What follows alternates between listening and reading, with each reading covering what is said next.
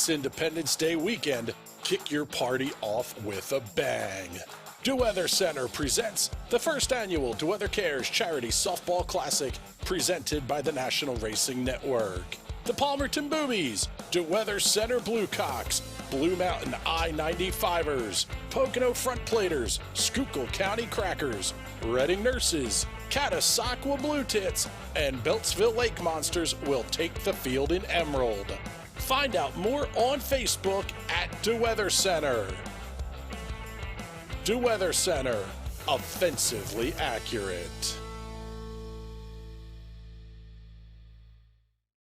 If there's one thing every car guy hates, it's cleaning the garage.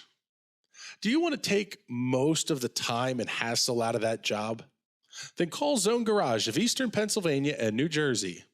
Agnes and her crew will have your garage, shop, basement, or even your porch looking great all the time. With unique patterns and designs, plus the ability to incorporate your logo or any artwork, your space will never have looked better. Installation is done in 1 day, guaranteed, and Zone Garage offers a 20-year warranty on the top coat. Their coatings are durable, anti-slipped, and impact resistant. Give them a call at 570-856-6067. That's 570-856-6067 for Zone Garage of Eastern Pennsylvania and New Jersey. I'm Ryan Newman, and since I started with Indiana Donor Network and Driven to Save Lives, I found out that some people think that they can't be an organ donor. The truth is, anyone can sign up to be an organ donor. Anyone? Anyone? Are you sure? Yeah, I'm sure. Anyone can sign up to be an organ donor. So don't count yourself out because somebody's counting on you. Go to driventosavelives.org and sign up today. But my heart's going to you, Ryan. Love that shirt. When you want to be the best, you can't settle for the rest. There's a reason that Maconi Setup Shop is trusted by more virtual and real-world tracks and companies than any other setup shop in iRacing. With partners such as Stafford Motor Speedway, the Nashville Fairground Speedway, Five Flag Speedway, Speed 51, and more. When you want something done right, you go to the experts at Maconi Setup Shop. With setups available for most series on both asphalt and dirt, built by a team of professional builders consisting of some of the top talents on the service, Maconi Setup Shop LLC has what you need to hit the track with confidence. Head over to MaconiSetupShop.com and learn why Maconi Setup Shop is the official setup shop of Richmond Raceway Esports and is partnered with some of the largest names in virtual and real racing. And remember, at Maconi Setup Shop, there are setups, but your victories.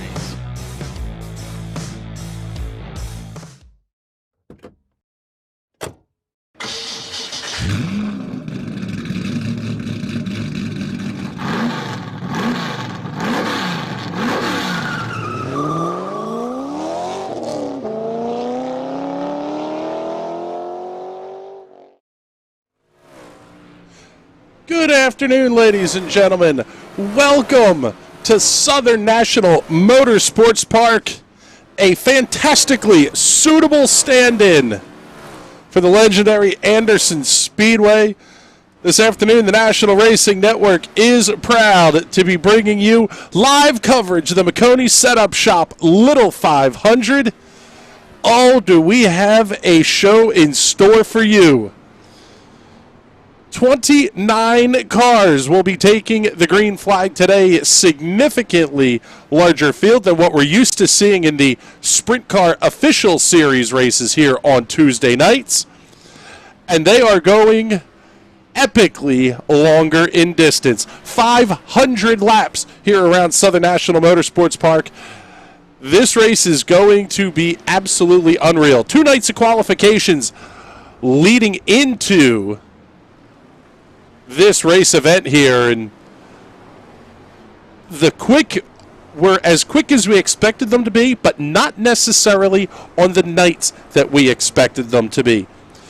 Our pole sitter is actually not even in the race today. One of the biggest storylines heading into the race, David Kolb, not able to get set up into the league settings correctly here. So David Kolb earned the pole on Thursday night, but will not start today's race. He will be potentially one of the hard luck nominees here in this one. His absence will move Frank Ferry Jr. to the top of the rostrum here, at least in terms of the starting lineup. Ferry not out on the racetrack currently, but pretty cool paint scheme here. As soon as he gets out on the racetrack, we're going to have to show it to you here. Out of Fowler, Ohio, the Strickland Propane, Dale's Dead Bug, Alamo Beer Company, Rainy Street Country Club Special. I mean, nothing but King of the Hill references all over the side of this car. It is absolutely epic. Driver who's going to qualify in the second position is Ryan Sellers. We've seen him a ton at the front of the field. Show you the lap times here in practice for Ryan Sellers. The Fort Wayne, Indiana native, the Leary Shock Technology, Leary Construction, one-way DRC entry. Starting on the outside of the front row will be a driver who is currently fastest in the practice session, Andre Castro out of New York, New York. The town's so nice they named it twice. Driving what he's declaring to us as an unsponsored entry. He'll be the number 4 out here on the racetrack.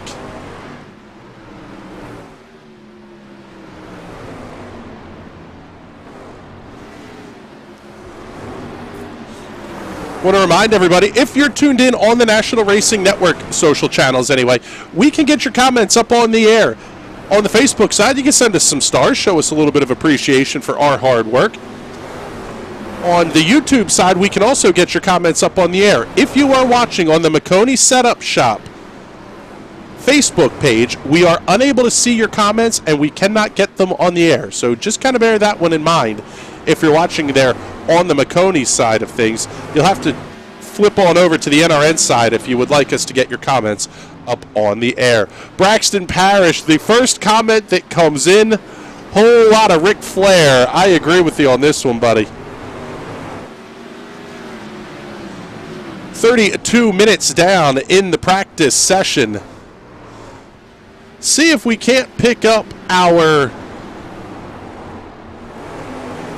pole sitter for tonight's race, Mr. Frank Ferry Jr. Frank, Chris Graham in the NRM booth. You have a copy on us. Yeah, Chris. How you doing? I am doing well. I'm going to turn your mic up over here so everybody can hear you here. But congratulations on, well, we'll say starting on the pole today. You didn't quite earn the pole position, but you will be starting from the inside of row number 1. It's got to be the best view on the racetrack, that's for sure. Yeah, there's no doubt about it. Bad news is I've been practicing starting from the middle row for the last 2 hours. now I'm going to start from the inside.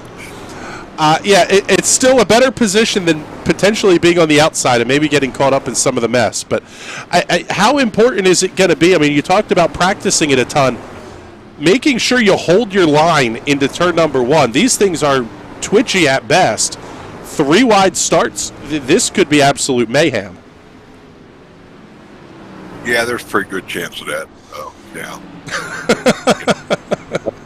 Basically, we're trying to understand tires and get through turn 1, throw up a thank God, and move on down the back street. Oh, that is fantastic. All right, buddy. Well, good luck in this one here today, and we'll be talking to you throughout the day. All right, Chris. Thanks. Appreciate you guys throwing this event on. You guys have a good race. Yeah, thanks, bud. You too. And let's get you a little bit of the details here. This is not just a fun Sunday afternoon drive here for these racers. Pretty big money on the line, quite frankly, here. Total race purse, $350. Race winner will be taking home $100, $50 to second, $35 for third, $25 to fourth, $20 to fifth. 6th through 10th get a pocket $10 apiece. The Big Evil Designs Pole Award will be coming up. That one going to David Kolb. He earned the pole award. We're going to pay it out to him, $20 for that one. Big Evil Designs Hard Charger Award will pay $20 as well. A little bit of incentive for cars that are going to come through the back of the pack. The TNT Promotions Great Save of the Race is going to pay $10. Our Hot Shoe Racewear Design of the Race for the best appearing paint scheme as decided by the broadcast team. That one's going to pay an additional $10. National Racing Network's going to pay out the first car 1 lap down bonus. That's going to pay $10 for a total purse of $350. Let's pick up the guy who is actually your fastest qualifier. Mike Barry went quick time, but he did it on Friday night. Quick time for Mike was, I got to find him here on the list, average speed 12.641 seconds, 113.915 miles per hour. Mike, thank you very much for junking the car on cue. Congratulations on being the quick timer here. Unfortunately, you're going to have to come from 19th on the grid. I mean, you know, unfortunately, I was known to get in Thursday night, so I think we could have had a good shot at the pole. You know, the time kind of shows that, but yeah, I mean, we got some work to do here, but I think the car is going to be good. My virtual pit crew is pretty good too, and I just want to come with a good result here. That's one of those things that's going to be very, very important as this race goes on, is what the pit strategy looks like. And we're not asking for state secrets here, but do you have anything up your sleeve to maybe try to take advantage of either a timely caution or the epically long green flag run? I think I'm just going to have to play it by ear here. I mean, we know where around we have to pit, and yeah, we're just going to see, I guess, how the race plays out. Let's say around like wherever the laps we have. If we're good from there, we'll pit. If we're not, we'll kind of keep going. No, yeah, I mean, you know, you can always plan, but you can never. Well, you know, what I always say is you can come in with a plan, and the plan that you don't have is always the one that happens. So, you know. That's right. So plan for everything and hope the good one works out for you. All right, bud. Well, congratulations on being the quick timer here tonight. We'll let you get ready for race prep here, but good luck coming up all the way from the inside of row 1, 2, 3, 4, 5, 6, 7. Wow. Good luck missing the carnage that we may see turn 1 here. Thanks very much, Chris. Have a good time in the booth, I guess. Thanks, buddy. We appreciate it. So there you go. That's Mike Barry. Let's pick up, well, he's coming into pit side here. There's Jeffrey Stanton in the 94. Jeffrey, one of the quicker drivers and quite frankly, always in contention for the points as well. Corey Cleary in the number 29 machine. Corey going to be starting from the 20th position, just next to Mike Barry. Out of Allen, Texas, the Work Can See More Performance Race Depot, number 29. Well, we're starting to see the comments come in here. Let's get them up on the screen while we have a moment here. Webster, Florida, checking in. Jeff McCoy, thank you very much for watching with us this afternoon. Marcus Walker saying he's tuning in from Jasper, Texas. Nick Heil watching both NASCAR and the Little 500, double tasking for the win. Yes, sir. That's how you're going to get stuff done, brother.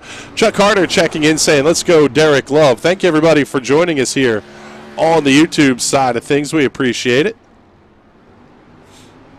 I want to thank Big Evil Designs and Jeffrey Stanton for coming on board with a couple of these event sponsorships that we'll have up here throughout the day.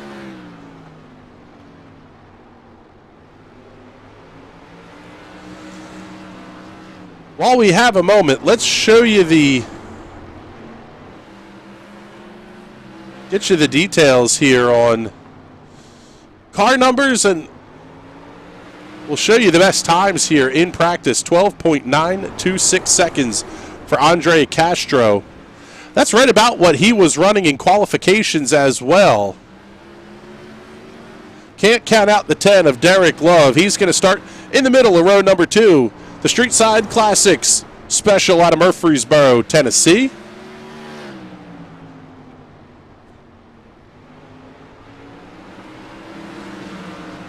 and practice winding down. There's going to be about 5 minutes left in the practice session. Another name won't be surprised to see at the front is the 04 of West Shire. Looks like we haven't had an update from Trading Paints yet on Wes's car, because I'm fairly certain I know what's on the side of that machine.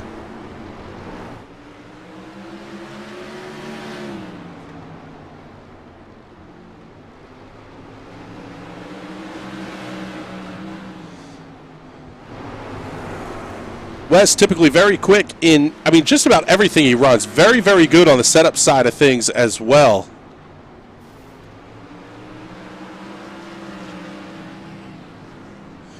West Shire will go off from position number 8 out of Poughkeepsie, New York. The Homestead Coffee Tales from Rukon D&D live stream. Number 04.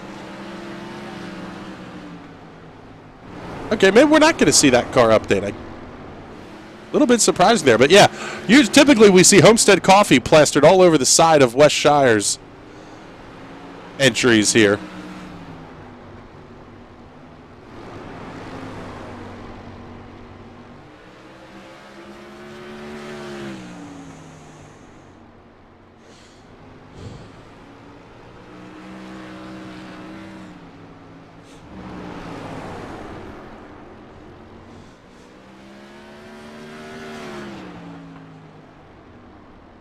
Seeing the best lap times here, you've got to go to get even a quarter second back. You're talking all the way back to like 17th place Rich Foreman. Rich currently not out on the racetrack. Let's pick up the 111 machine of Brandon Hughes as he works his way through traffic here. Hughes going to roll off from position number 6 out of Anderson, Indiana. The Highway 50 Auto Sales, Arise Consulting LLC. Number 111.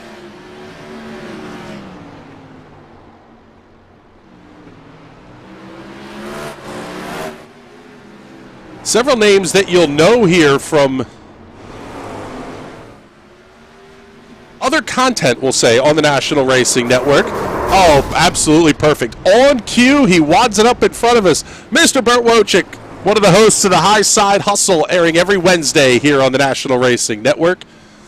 A late addition to the field here. Burt is going to roll off from the middle of row number 10. He will be the last starter in tonight's race. Out of Tremont, Pennsylvania, National Racing Network High Side Hustle, the listed sponsors on that machine. Ford Performance all over the side of that number 60.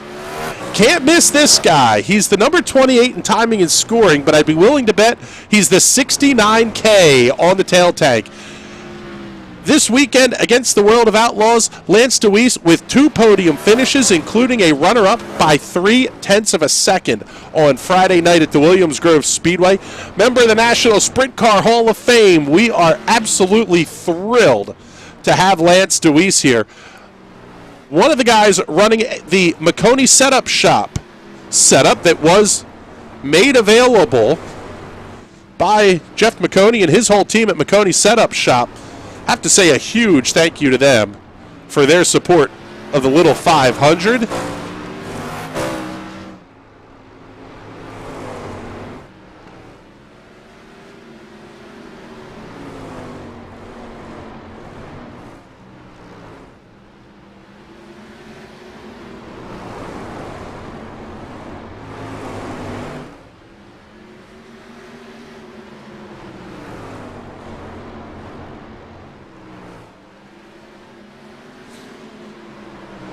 Actually, we're also going to get to should see Lance's son, Cole DeWeese, in the race here as well.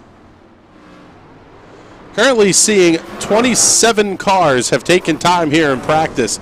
Oh, as DeWeese goes for a wild ride down the back straightaway.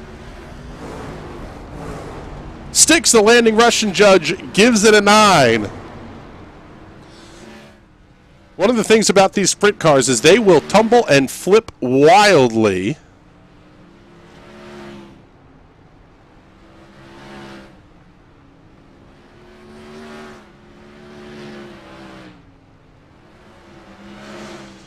Once they land, though, you're typically going to have to get the cars kind of back to the pit area as quickly as possible. Let's pull this down here as we're down to about 30 seconds left in practice, and we'll get you the information and rules of the road here for tonight's race. Southern National Motorsports Park, located in Lucama, North Carolina. It's a 4/10 mile oval, opened in 1993. The racetrack features 17 degrees of banking in the corners. Start will be in rows of 3, as is traditional for the Little 500. These sprint cars are twitchy beasts, and we'll talk about that more in just a moment here. Cautions are controlled by a live admin.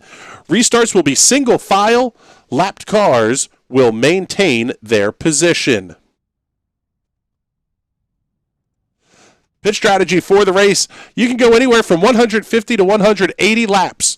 On the fuel window, you have unlimited sets of tires, but you're going to lose about 25 seconds on the tire change. One backup car is available to everybody in the field. You're going to potentially lose as many as 3 laps if you have to stop under the green flag. Now, we're going to show you the starting lineup here, but by the nature of how iRacing works, it's going to show it to you in rows of 2. We will have rows of 3 for the start for this one. On the front row will be Frank Ferry Jr. out of Fowler, Ohio. The Strickland Propane, Dale's Dead Bug, Alamo Beer Company, Rainy Street Country Club, number 97. Middle of row number 1 will have Ryan Sellers from Fort Wayne, Indiana. The Leary Shock Technology, Leary Construction, One Way, DRC, number 30. On the outside of row 1, the unsponsored number 4 of Andre Castro out of New York, New York. Row 2 will have James Vigg from Piscataway, New Jersey, the Advanced Auto Parts Quality Sheet Metal, number 17. Middle of the row will have Derek Love in the number 10 from Murfreesboro, Tennessee, the Street Side Classics entry. Outside of row number 1, Brandon Hughes from Anderson, Indiana, the Highway 50 Auto Sales, Arise Consulting, LLC, number 111. Inside of row number 3, Jeffrey Stanton from Salisbury, North Carolina, Napa, Rockwell Auto and Tractor Parts. Middle of row 3, West Shire, Poughkeepsie, New York, Homestead Coffee Tales from Rukon, D&D Livestream. On the outside of the row, Zach Evans, Concord, North Carolina, the Me Fine Foundation, Speed51.tv, Country Cozy Blankets, Plan B Sales entry. Oh, this is absolutely gorgeous. Field is lined up in rows of 3. Off of turn number 4, pace car already in, green flags in the air. We're underway in the Little 500. May have some big trouble back in the pack here. We'll see. We're going to stay green. Several cars making contact, but they're all out of the way of the race leaders. Now the caution flag will fly. Looked like that trouble was back in the pack. May have started with Gary DeMoss.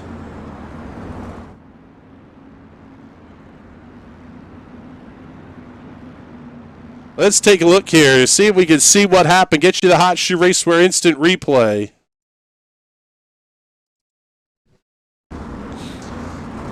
Field looked pretty good coming off of turn number 4. Oh, a little bit of a push up the racetrack for the 04 of West Shire. Wads up just about everybody from row 3 on back. Very, very, I'll say odd to see a mistake like that out of West Shire. Get you to look at it again. Keep your eye on the number 04. Little bit of contact with the 15 in the outside lane. That was Zach Evans. Several cars having issues, and that puts us under caution flag number 1 here with, well, 1 lap in the books.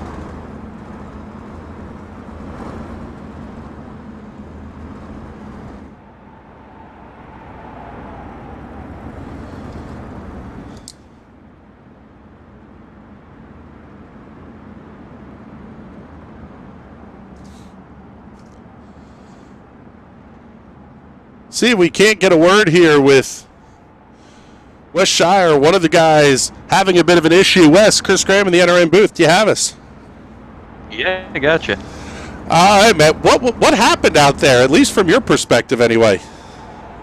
That is an excellent question. Just sort of felt like all of a sudden I got hit in the right rear, and I don't know.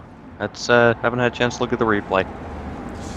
Well, it's a tough break for you, but you do have the backup car. I would imagine you just hate to use it this early. Yeah, would have been nice if I could have saved it or not used it, but hey, this just makes the race a little more interesting for me. All right, Wes, well, good luck the rest of the way. Yeah, thanks. Off of turn number 4, green flag back in the air. We're underway once again, side-by-side battle. Frank Ferry Jr., excuse me, Derek Love going to fight down the backstretch.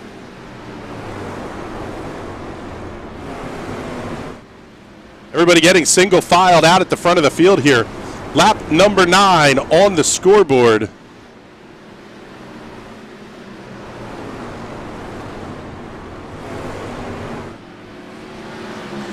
The race does have a time limit attached to it, but it's 3 hours and 45 minutes. If we go 3 hours and 45 minutes, we got bigger problems than we think here. So you're going to see these laps tick off in an absolute hurry here.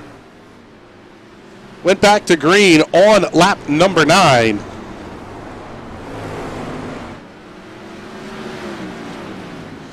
May have had some trouble for Gary DeMoss. Taking a look here, Derek Love able to come around both Frank Ferry and Ryan Sellers. The drivers that have a ton of experience in these cars are going to absolutely benefit the most here. One of the things about these cars is they are very rear end happy, especially the longer you go in the fuel run. Right side tire wear is going to be absolutely critical as this race goes on. Trouble for Mackenzie Galida on the racetrack. Get you a Hot Shoe Racewear instant replay. See what happened to Mackenzie here. Keep your eye on that number 11 machine. Oh, just a little bit too much throttle. Huge into the inside wall. Wow. Hops over everybody. We stay green.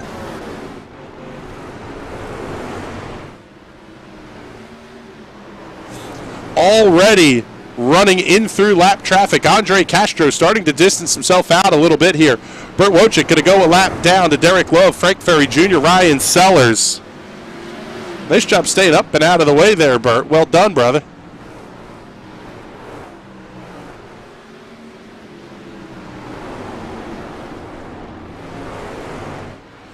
So as we mentioned, pit strategy is going to become very, very important. We can, let's see here. Let's pull this back and we'll detail kind of what we're expecting, at least in terms of the pit strategy. We had to pull this one back kind of quick here. Anticipate anywhere from lap 150 to lap 180 is where we're going to see a fuel stop be required. Tire sets are unlimited. Drivers can change as many Hoosier tires as they want to on these cars. You're going to lose about 25 seconds, and you can't change just right sides, or at least you don't want to, because the car is jacked from the front and the rear. So you're either going to change front tires or rear tires in that 25 seconds. Some drivers have already had to use the backup car. You're going to lose about 3 laps if you have to pit under green flag racing.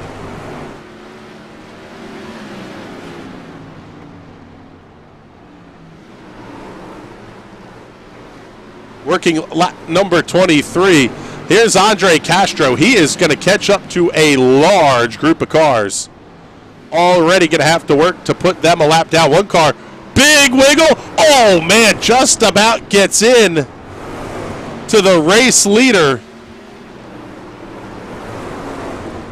That may have been Lance DeWeese here. Let's get a look here. Keep your eye on that baby blue, number 69K, the orange trim on the side of that one. Little bit too much throttle, just about saved it. Gets it up against the outside retaining wall. Not too heavy a contact. Oh, but we got caution flag on the racetrack. Trouble for Dan Smith and Patrick Byrne. Let's get you the Hot Shoe Racewear Instant Replay. Keep your eye on that blue number 99. A little bit of contact on corner entry. Big wiggle. Oh, and then Byrne, just an absolutely innocent bystander there. He gets it flipped back around. Dan Smith should be able to as well here. That's going to put us under the caution flag for the second time.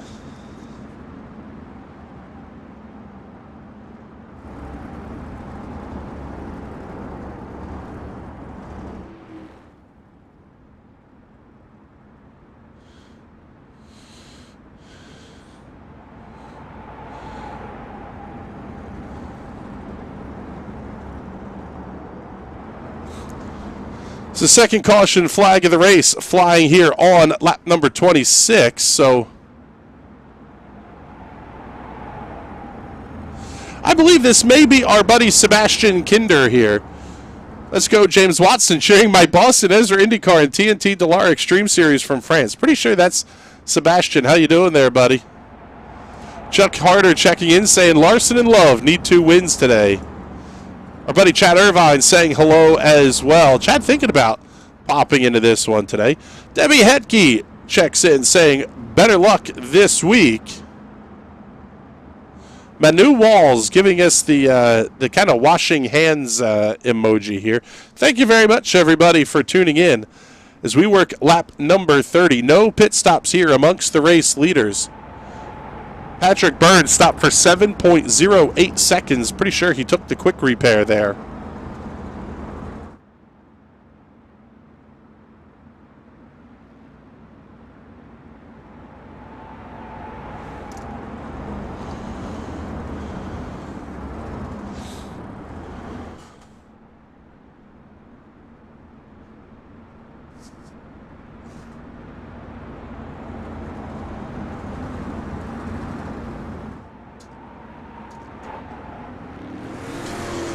Pace truck already back off the racetrack. We're going to go back under green flag racing here. Lap number 32.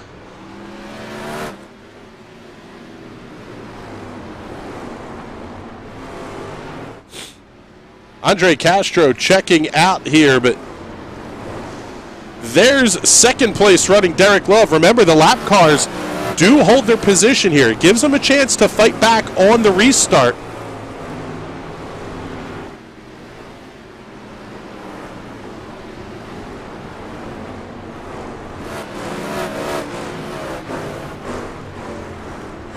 Trouble on the racetrack. Once again, we go back under the caution flag. May have been an issue for Levi Klatt here. Let's see if we can see what happened here. Keep your eye on that red car just ahead of the 39 of James Watson. A little bit of a connection issue there for Klatt's machine. He makes contact with James Watson. Watson gets it up into the outside retaining wall. Tough break there. Now let's see what happened to Burt Wojcik in the number 60 machine.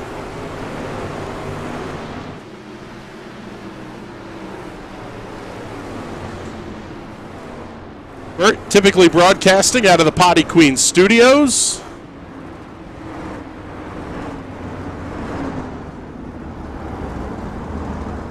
And we may be seeing a little bit of that internet connection going on here.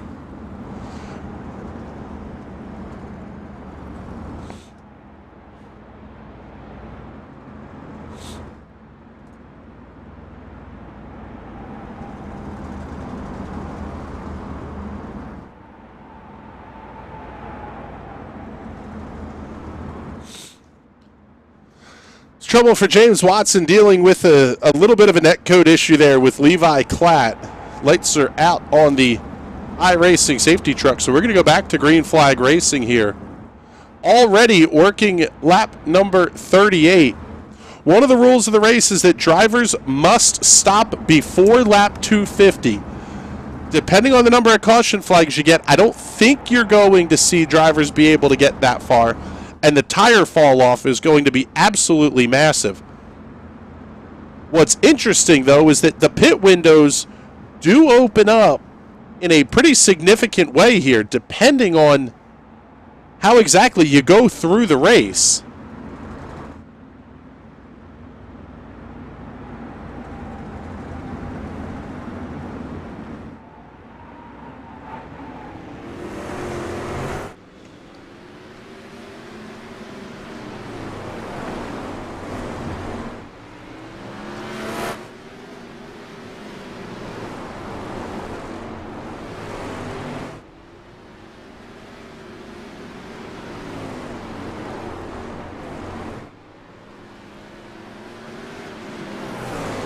Pit window really could open as early as lap 50. And basically you just count the race backwards from there. So it'll be interesting to see how the strategy calls play out here for sure.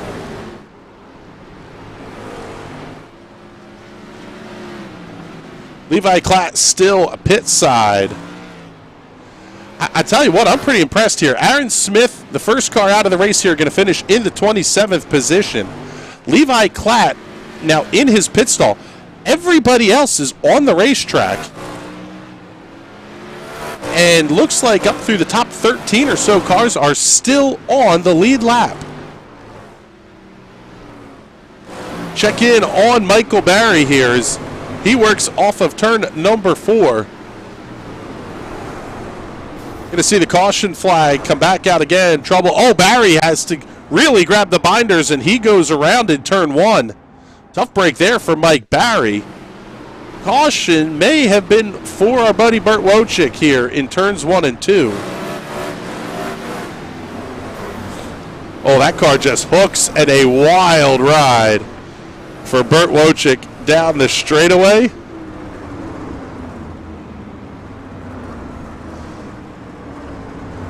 Let's see if we can't get a word here with Mr. Bert Wojcik. Bert, that was a heck of a ride down the back straightaway there, brother. Talk us through it. Oh, I can't park there, Chris. That's about all I can tell you about that one. Yeah, I can't park there, and we don't recommend wall riding either here. You're not doing a ton of iRacing here, or at least as much, maybe not as in the past, but what are these sprint cars like to the less initiated? I tell you what, they're a handful right now. I mean, this thing, once the tires get going, I mean, they're a lot of fun, but these things they're wild, man. They're slick. It almost feels like you're on dirt in a way for how slick you can get out here, but except it feels like you have more control on dirt with these than what you do on these things. They're a lot of fun to drive, having a lot of fun, just trying to learn a lot right now, and just kind of rolling with it right now. Yeah, I believe the guys in the TNT series call them little, what do they call them? Psychotic little murder machines. Too much throttle. Right. Too much throttle, you might go left, you might go right, but you're going to die one way or the other, so hold on for the wild ride. Well, hey, thank you very much thanks for coming to hang out with us here, and good luck the rest of the way. Thanks, buddy. There you go. That's Bert Wojcik as we work under the caution flag here at lap number 49. Yeah, Chad Irvine giving Bert the big old yeet there in the comments. He also says he likes Mike Barry. So, yeah, we all kind of like Mike Barry. He's not the worst guy you might want to talk to anyway. Andre Castro at the front of the field is going to have Mike Barry right on his back tail tank as we go back to green flag racing at lap number 51. Let's do this. We haven't done one of these today. How about we give all of you race fans a chance here to crank it up?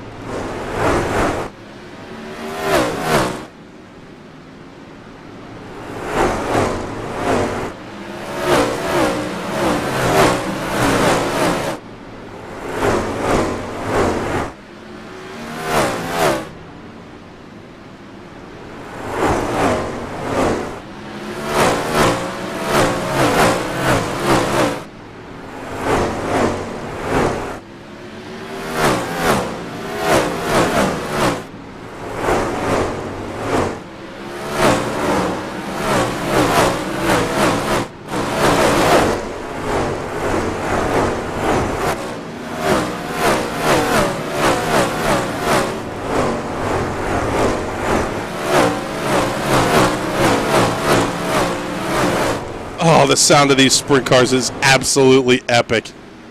One more comment here from Chad Irvine while he's continuing to chime in. Let's go James Wattspin, he says. Team Wattspin Racing in full effect here at the Little 500.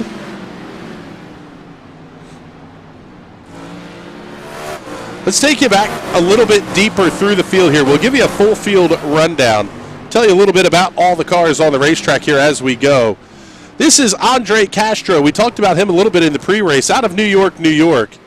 That machine says it's unsponsored. There's a logo of some sort on the side of it. We'll try to figure out who that one is. Also talked about Derek Love in the Statewide Classics number 10. Oh, we had a little bit of contact there with the lap number 60 of Burt Wojcik. Love to the inside. He'll get the pass completed. Currently running in the third position is Ryan Sellers. He started in the middle of the front row out of Fort Wayne, Indiana, the Leary Shock Technology, Leary Construction one-way DRC entry. Running in fourth place, just behind Sellers. That battle, second, third, and fourth is a good one here on the racetrack. That is Jeffrey Stanton out of Salisbury, North Carolina. The Napa Rockwell Auto and Tractor Parts, number 94. Your pole sitter down 4 positions from the drop of the green flag is Frank Ferry Jr. out of Fowler, Ohio, the Strickland Propane, Dale's Dead Bug, Alamo Beer Company, Rainy Street Country Club, number 97. Jim Vig, just a couple of car lengths back of Ferry. This battle really second through sixth, working on the racetrack. Vig making a very good run so far. Started in the 4th position. Advanced Auto Parts quality sheet metal entry out of Piscataway, New Jersey. 111 of Brandon Hughes started outside of row number 2 from Anderson, Indiana. The Highway 50 Auto Sales, Arise Consulting LLC entry. Back in the 8th position. He's up 11 spots from the drop of the green flag. One of the contenders for the Hard Charger Award tonight. That is Corey Cleary out of Allen, Texas. The Workin Seymour Performance Race Depot, number 29. Oh, one car hard up into the outside wall. That's going to bring out a caution flag, and it is the number 17 of Jim Vig. He's going to unfortunately have to fall back into the pack here and find a spot to get that car hooked around. He'll take the opportunity here. Oh, but he's going to loop it. And unfortunately, Jim Vig has to take the tow back to the pit area. Tough break there for Jim Vig. We'll pick up, as we work under caution here, the number 46 of Ron Quinzel.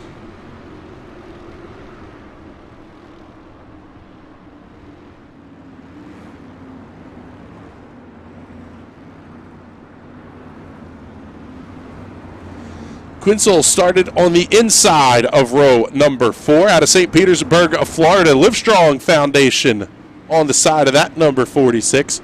Your hard charge of the race so far is the number 7 of Rich Foreman, the Rich Foreman Photos entry. Make sure you check out his quarterly. Search Rich Foreman Photography on Facebook. Absolutely fantastic imagery coming out of Rich. The Kokomo, Indiana native, the official photographer of the United States Auto Club, and quite frankly, one of the best in the business in terms of open wheel photography. Running in the 10th position is the number 35 of R.J. Hetke out of Alton, Illinois. Thrustmaster and Sparco on the side of that number 35 machine. Tyler Ziegler just behind him in the number 2. Ziegler out of Attica, Ohio. Mike Barry, your quick timer here, making his way off of turn number 2 in the 64. Excuse me, Mike Barry. Out of New City, New York, the Hoosier Tire East 7-Up Retro entry. Running in the 13th position in the 39 is James Watson out of Fairfield, California. National Racing Network on the side of that machine. Thank you very much. NRN, one of the sponsors of Team Watson Racing. Green flags back in the air. We're underway once again here. Working lap number 72.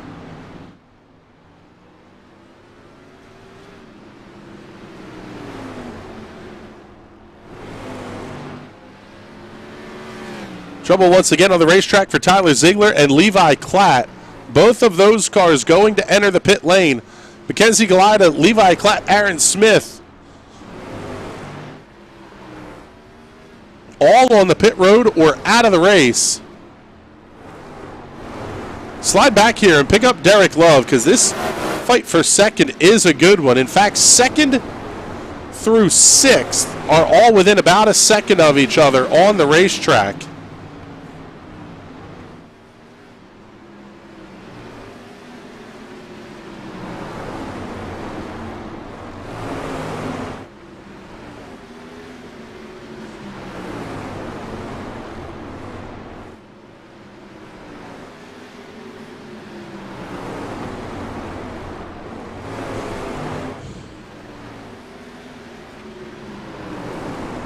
Love able to hold on to the spot over Ryan Sellers.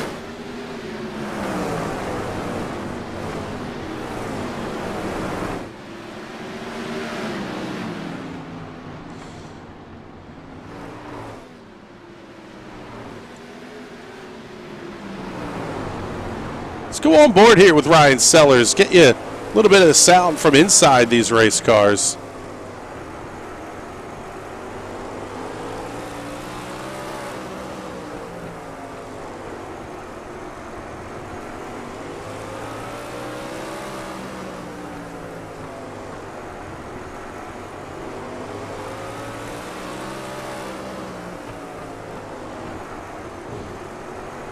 I mean, you can hear Sellers only getting to about half throttle here. Caution on the speedway. Trouble on the racetrack. Looks like that may be issue number 2 here for James Watson. Keep your eye on that 39 machine to the inside. Oh, he got a whole lot of help going around there from Dan Smith. Smith has to take the tow. That is the 8 tires are better than 4 method of slowing down for the corners here. Let's go on board, check things out from Dan Smith's front bumper.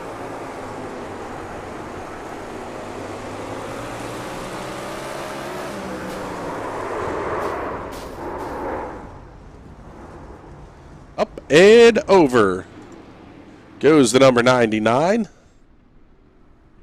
He has to take the tow back to the pit area. And we'll go back to the live look on the racetrack here. The caution flags are absolutely helping these drivers as we approach lap number 100. Basically, the pit window should be open here to make it on 2 stops. So we'll see if anybody elects to come down the pit road. Anybody that's a lap down, it doesn't make a ton of sense to. Only because you're not exactly gaining anything. You're going to have to hope that you pit here under caution and then the leaders get caught out and have to pit under green flag conditions.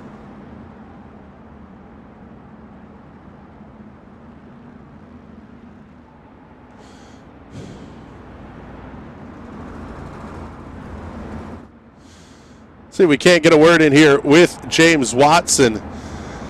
James, it looked like, unfortunately, you were kind of a victim of the 8 tires are better than 4 method of slowing down. Yeah, he's been kind of driving interestingly today. I don't know what's going on with him, but yeah, I wasn't the only person that he was kind of roughing up today. So looked like it came to bite him since now he's completely out of the race. So. Oh, well. Yeah, it looks like Dan is going to be a DNF here after 74 laps, but getting ready to go back to green here. Good luck the rest of the way, James. Thank you. So we go back under green flag racing here. Interesting part of the back-to-back cautions is that the race leaders have now started to bunch back up together again. Andre Castro only has about 3/4 of a second over Derek Love in the second position, but the problem for Love is he's got the very quick car of Mike Barry. Basically right in front of him running very, very similar lap times. 13 flat the last lap for Andre Castro as Love gets to the inside of Barry off at turn number 4. Going to bring Ryan Sellers and Jeffrey Stanton with him.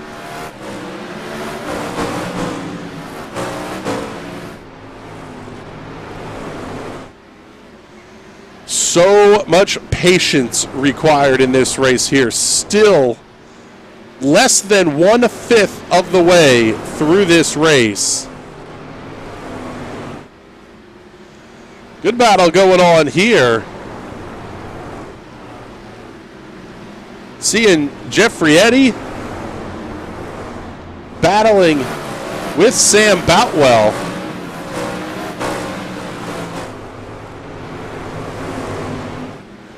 Those cars only separated by a half second. This battle amongst lap cars as well. Lance DeWeese just ahead of Zach Evans. Evans, one of the Team Watson Racing entries. You can tell the Team Watson cars based on the Dayglow yellow, pink, and green color schemes on those cars.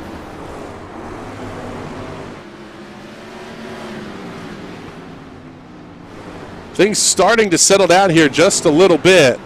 Andre Castro now out to a 2-second lead over Derek Love. Trouble on the racetrack for Sam Boutwell. He jumps to the pit area. Takes the toe in. We stay under green. You wonder if Derek Love isn't saving tires a little bit here because the lead is growing and Ryan Sellers really starting to get impatient here as Jeffrey Stanton looks to the outside of Sellers. That's for position number 3 down the front straightaway. This time by lap number 100 goes up on the scoreboard.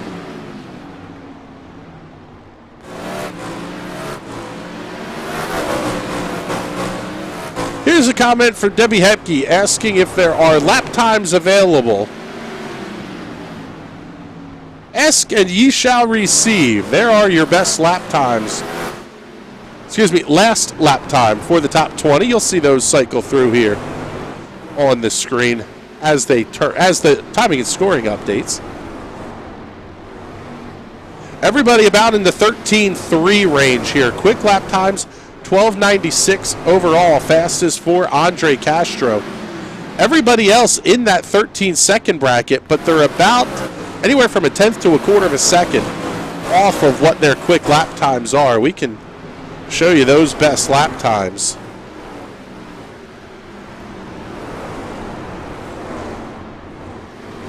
A race that is all about survival. Quite frankly, I am shocked that we have this many cars still running here. Only 3 out of the race so far. Dan Smith, Mackenzie Galida, Aaron Smith. The 3 that are out of the race early here. In our end, first car, 1 lap down. Currently, Mike Barry.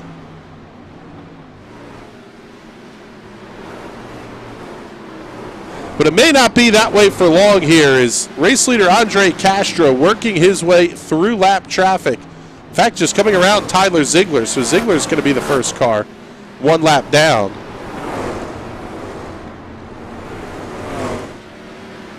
Just past the 1/5 mark here in the Maconi Setup Shop Little 500. 107 in the books. Race leader Andre Castro. Give a little bit of a chrome horn there.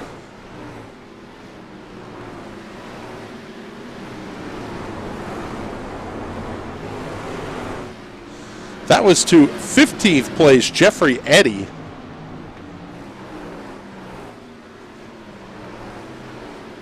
Derek Love now in the middle of this pile of lap traffic. Jeffrey Stanton thought about looking to his outside, but the lane is occupied.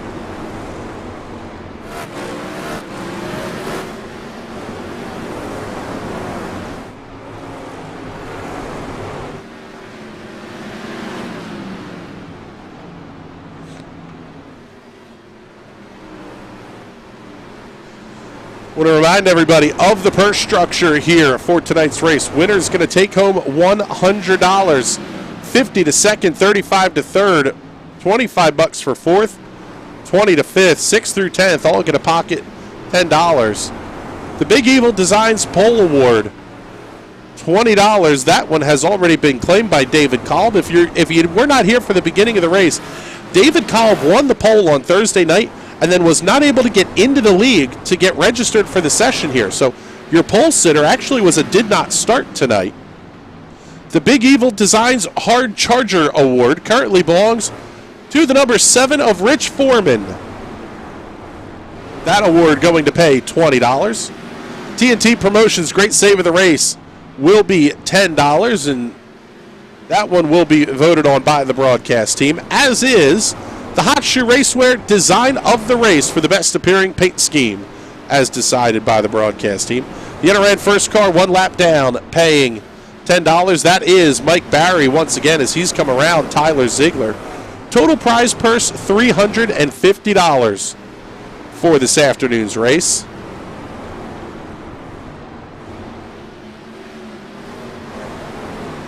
This battle, 2nd, 3rd, 4th, and 5th. These cars have been nose to tail just about the entire race. We'll slide back, pick up Jeffrey Stanton and Ryan Sellers as they continue to battle here. Lap number 120, now 121 up on the scoreboard.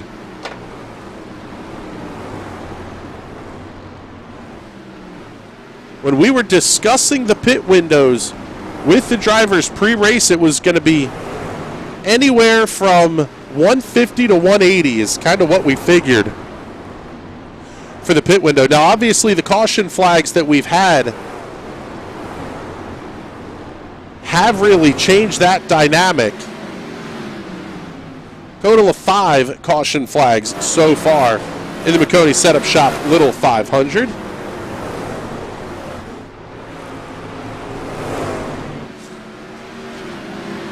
Now, obviously, these cars don't have transmissions. There's no gearboxes. In fact, I don't know that we told you about the race cars here. Let's pull the timing graphic down a second because this is absolutely one of my favorite cars to talk about on the iRacing service.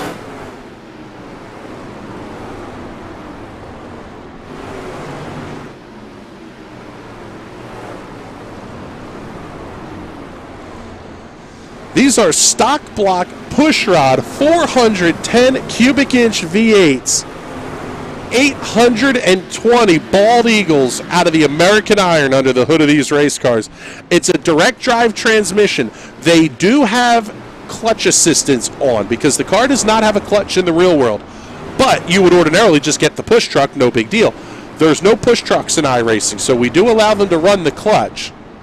At least the clutch assistance, I should say, an anti-stall, basically. With a wheelbase of only 90 inches and 1,475 pounds for weight, that's 650-plus pound-feet of torque is enough to feed. It'll circle the Indianapolis Motor Speedway 3 times, I think, is what the number is. That's how many hot dogs you're getting worth in torque there. These cars are just absolutely incredible. Twitchy as all get out. The longer you run them, the harder they are to drive, and we're really going to start to see that come into play here as we go pretty deep into the fuel run. The back end of these race cars are going to start getting very, very loose.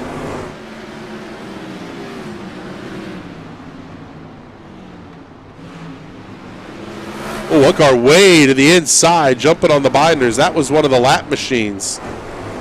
May have been Ron Quinzel actually getting out of line there, and he takes the tow into the pits as we work lap number 133. Oh, there's a big spin. Derek Love goes around on the back straightaway. We've got a driver's meeting, turn 3, and it's all inside the top 5. Oh, what a tough break for Derek Love. That car was running in the 2nd position. Let's get you the Hot Shoe Racewear instant replay here. See what happened to the number 10. Lance Deweese got a little bit loose. There goes around. Oh, man, Deweese went for a wild ride once again. Mike Barry was involved in that one. Let's go back to live coverage here. Because here's your race leader in the pits. Pit stop number 1 coming up here on lap 135.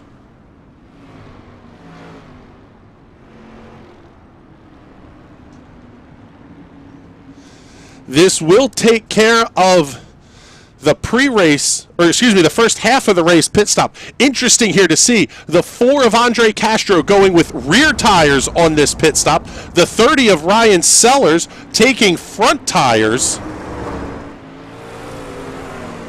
Jeffrey Stanton going to be the first one out of the pits here. And he's down and away in 15.02 seconds. Andre Castro going to be the second car off of pit road.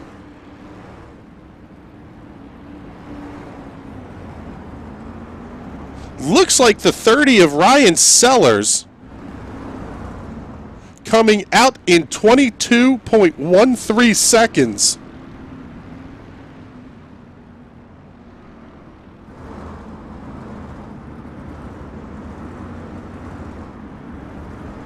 So we'll let timing and scoring sort this all out here, but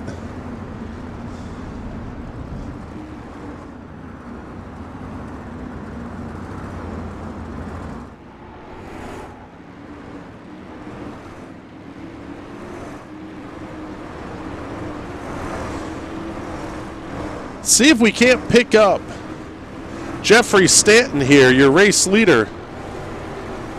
Jeffrey, fantastic work by the pit crew there. Oh, well, here, pace car's off. We're going to not talk to you right now. Green flag back in the air. Quick yellow flag. We're already back underway.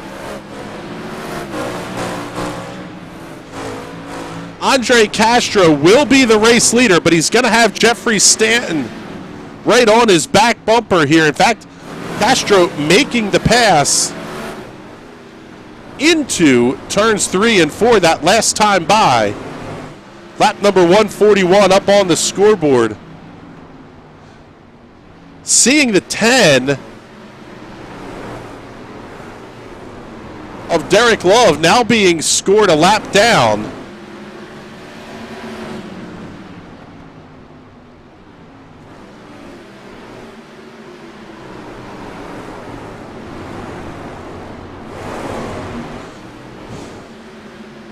Only 5 cars remain on the lead lap. Andre Castro, Jeffrey Stanton, James Watson, Patrick Byrne, Corey Cleary.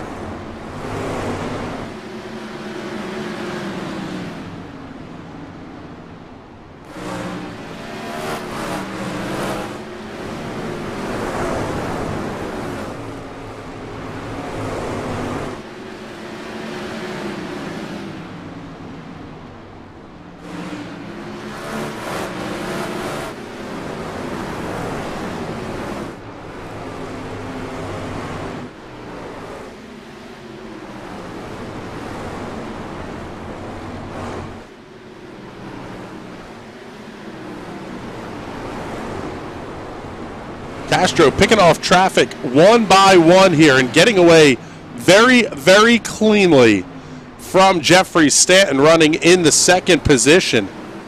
Nice recovery so far by James Watson. That Watson has not stopped yet, so even after being involved in that incident, he's not stopped and he hasn't had to use the quick repair yet. It's a bold strategy, Cotton. We'll see how it plays out for him as this thing continues on.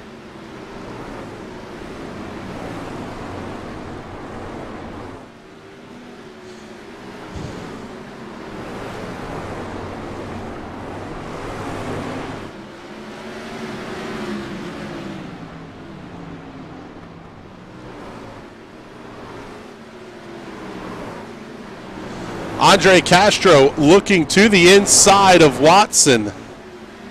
That number 4 machine is just absolutely hooked up all the way around this place.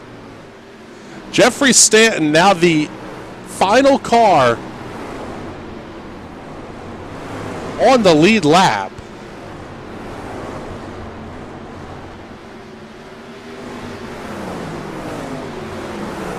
Remember, this is all a byproduct of the lap cars holding their position. Seeing that 77 machine, and Levi Klatt still having some connection issues on his side of things.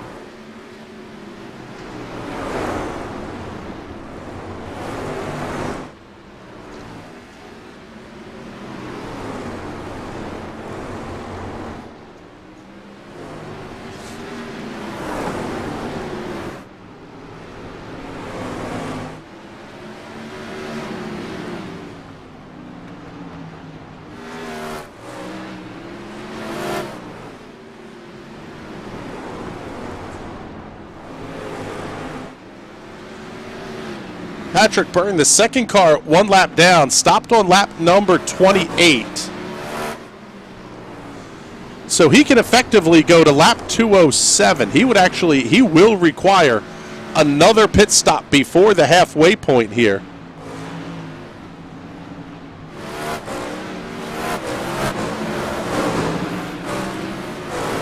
Pick up James Watson. He's got Patrick Byrne, Derek Love, Corey Cleary, all four of those cars nose to tail.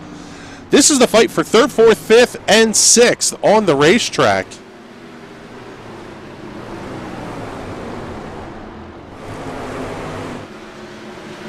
Seeing Go Jack Slash checking in the comments saying, Rich Foreman making the sprint car fans proud right now. Yeah, Rich is putting on a good show, that's for sure. Pick him up here. However, he is no longer the Hard Charger Award. The Big Evil Design Hard Charger would go to James Watson, up 21 spots from the drop of the green flag. Patrick Byrne is up 19 in the 4th position, just behind Watson, in that number 27 machine.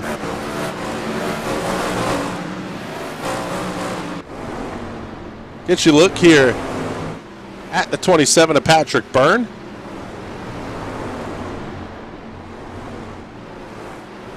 Byrne out of Franklin Square, New York, the BC Works National Racing Network YouTube channel.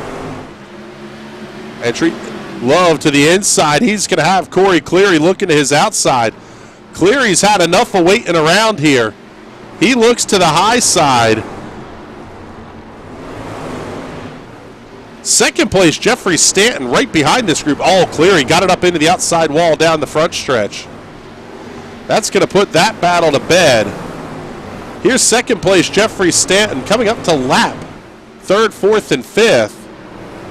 That 77 machine of Levi Klatt still having his issues.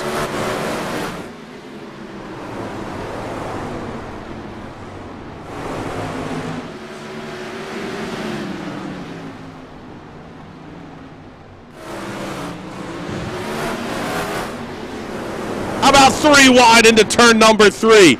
Stanton to the outside. He wisely backs out of an on-corner exit. Little bit of a moment there for James Watson. He's going to fall in line. Patrick Byrne, Derek Love able to come around Watson. Already up to lap 171.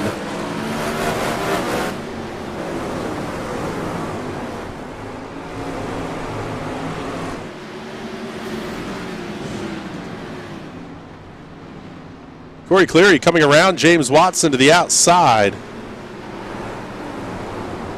Follow along here with Jeffrey Stanton. In fact, let's go gyro cam here. Get you the onboard.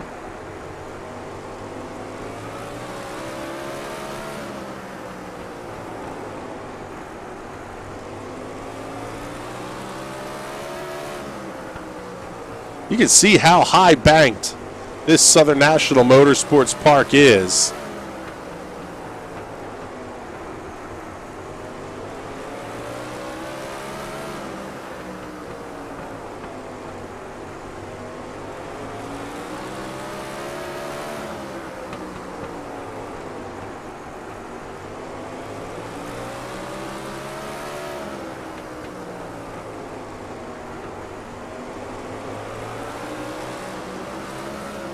So interesting to hear in lap traffic, Stanton barely on the throttle. He's to the inside of the 35. That's RJ Hetke, the Hetke machine. Handful of laps down here to the race leaders. Oh, Hetke gets bounced around to the inside, almost makes contact with James Watson off of turn number 4. Stanton now trying to come around Derek Love. Love running in the 4th position.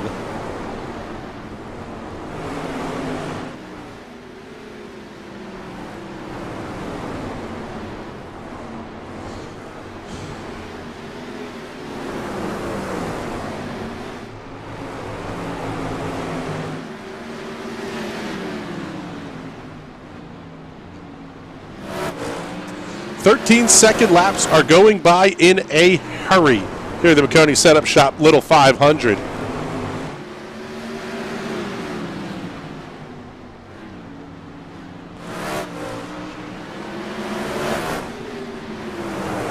Oh man, big move down the back straightaway for one of those cars. I believe that was 23rd place running.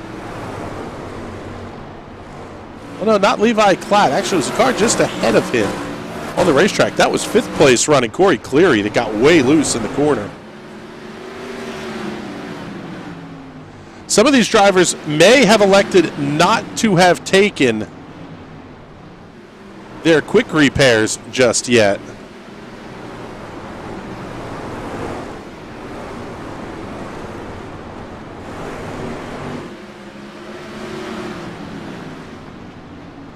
Pickup race leader Andre Castro he comes around. 11th place running Brandon Hughes, I believe. Trying to see who that other car was that he just came around as well.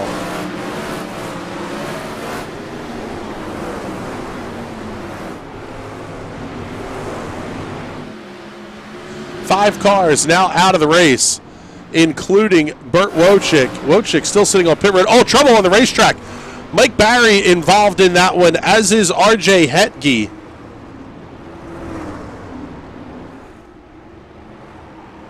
Let's take a look here and see what happened. Get you the Hot Shoe Race Where instant replay. 35 of RJ Hetke with a big wiggle down the front straightaway. He just pushes up the racetrack and into Mike Barry. Those two cars spin Sam Boutwell with absolutely nowhere to go.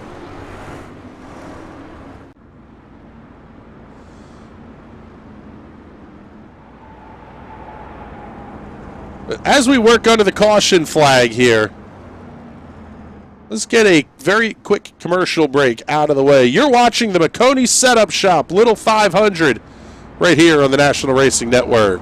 You want to be the best. You can't settle for the rest. There's a reason that Maconi Setup Shop is trusted by more virtual and real-world tracks and companies than any other setup shop in iRacing. With partners such as Stafford Motor Speedway, the Nashville Fairgrounds Speedway, Black Flag Speedway, Speed 51, and more. When you want something done right, you go to the experts at Maconi Setup Shop. With setups available for most series on both asphalt and dirt, built by a team of professional builders consisting of some of the top talents on the service, Maconi Setup Shop LLC has what you need to hit the track with confidence. Head over to MaconiSetupShop.com and learn why Maconi Setup Shop is the official setup shop of Richmond Raceway Esports and is partnered with some of the largest names in virtual and real racing. And remember, at Maconi Setup Shop, there are setups, but your victories.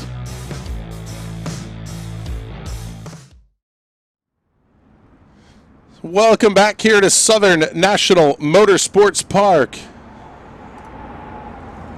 The Maconi Setup Shop, Little 500, 192 laps old. Andre Castro is your race leader by a full lap over Derek Love.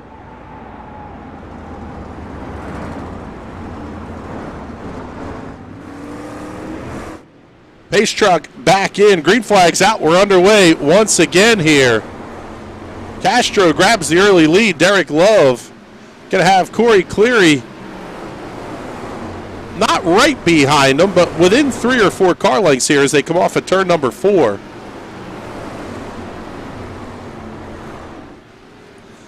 That 5 machine of Sam Boutwell not handling real kindly here. He gets up to the outside. Jeffrey Stanton just set the fastest lap of the race. 12.90 seconds. In fact, Stanton stopped at lap 135, came back into the pits here on lap number 190. That's going to get him to lap 369.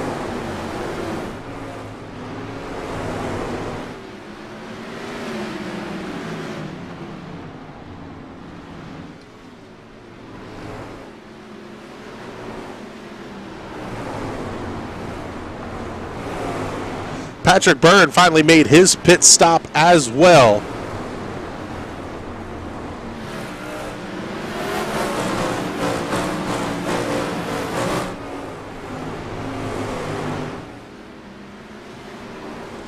Our buddy Burt Wojcik back out on the racetrack, so he is not out of the race.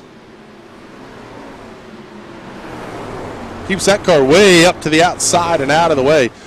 Love, Corey Cleary, Ryan Sellers, all within a half second here. Trouble on the racetrack for Ron Quinzel.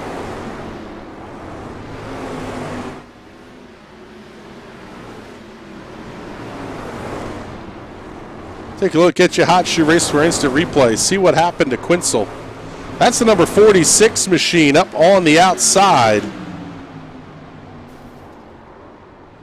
Oh, a little bit of contact from James Watson. Some right side romance. Quinzel goes around.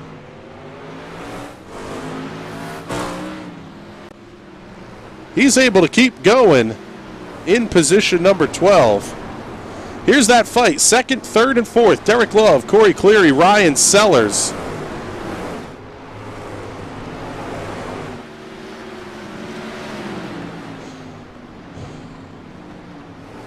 Burt Wojcik going to be back pit side now for his 4th stop of the race.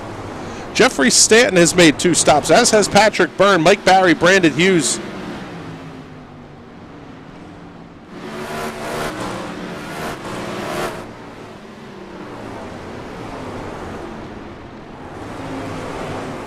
Show you the last lap that these drivers came into the pits.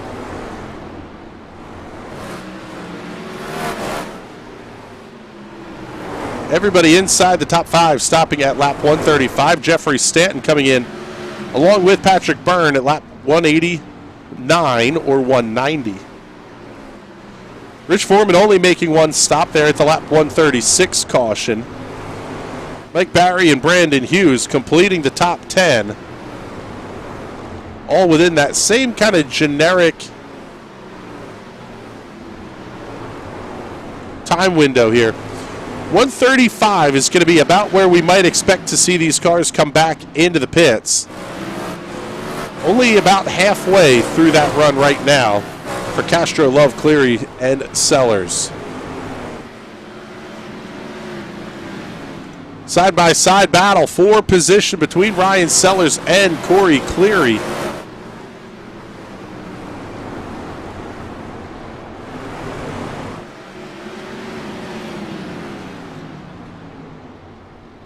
Sellers able to hold on to the spot. I am still floored at how many cars we have left running on the racetrack. Absolutely unreal. Seeing the 10 of Derek Love, Sellers, now Cleary coming inside the 35 of RJ Hecky down the back straightaway. I want to remind everybody, check in the comments. Let us know where you're watching from. We'd love to get your comments up on the air here, especially if you're watching on the Facebook side. Just remember, if you're tuned into the Maconi Setup Shop feed, we are unable to see those comments and get them up on the air. So if you want to get us a comment here, you're going to have to do it on the National Racing Network side. Trouble for the 46 of Ron Quinzel. He bounces it off the inside retaining wall. Does not bring out a caution flag. Single car incidents, for the most part, will not bring out a caution, as we do have admins that are handling all of that work.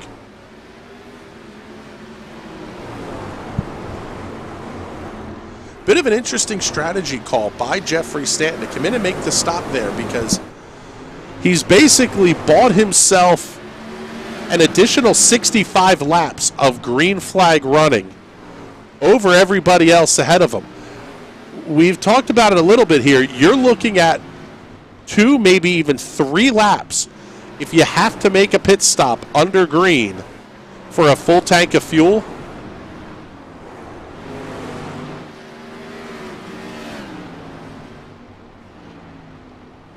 That's going to be a very, very big move there for Jeffrey Stanton. Really could put himself in a very good position here. Stanton being scored 1 lap down to the race leader. Stanton now right in the middle of this fight, comes around Ryan Sellers with ease.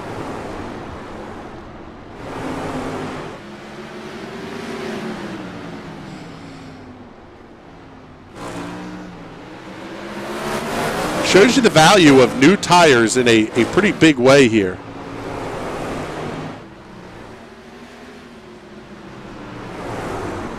We're in the middle of our second, well, I guess third, 100 laps of this race. We haven't done it in a while. Let's give you folks at home a chance to crank it up.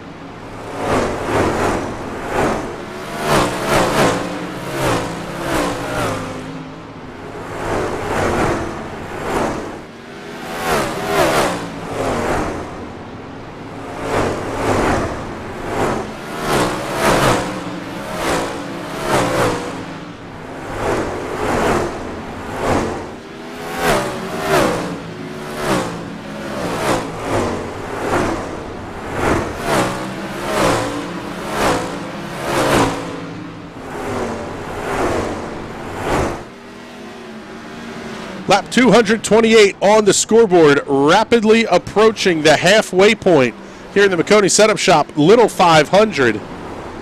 Andre Castro still the race leader by a full lap over Jeffrey Stanton, Ryan Sellers, and Derek Love.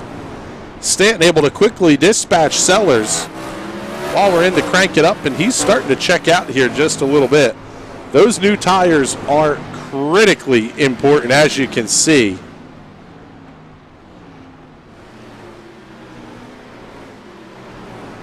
One of the things that we'll talk about a little bit is how tires will go off and they'll basically skunk. Almost like you talk about with a beer. As you get them warm, cold, warm, cold, warm, cold, that frosty adult beverage is no longer tasty anymore. That's basically what you're going to see with the tires. The longer you go on the run, the more pronounced that effect will become as well. Drivers having to be very careful about managing the temperatures of the tires as well.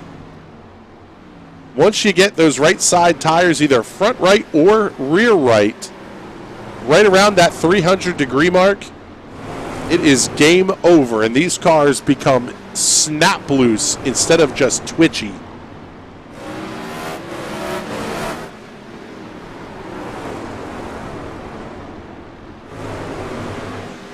Seeing the check-ins here, Debbie Montel saying, watching RJ from Alton, Illinois. Hashtag Mom Debbie.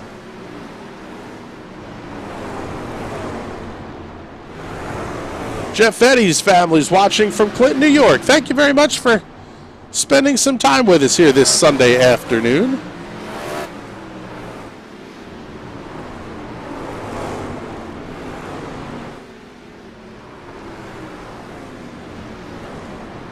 Things have started to settle down just a little bit here. Closest battle on the racetrack for position is going to be between the 29 of Corey Cleary and the 97 of Frank Ferry Jr.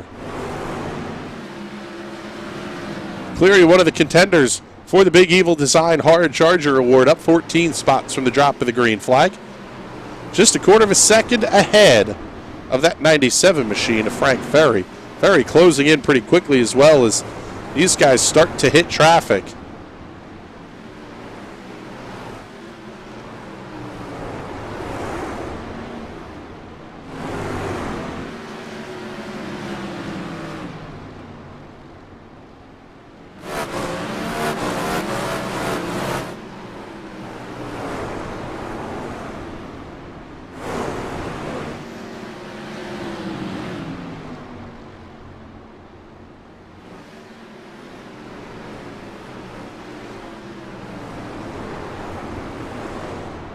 For the cars that stopped at lap 135, including race leader Andre Castro, pit window should open, at least in terms of fuel. About the minimum you can go is lap 284, potentially all the way out to lap 314.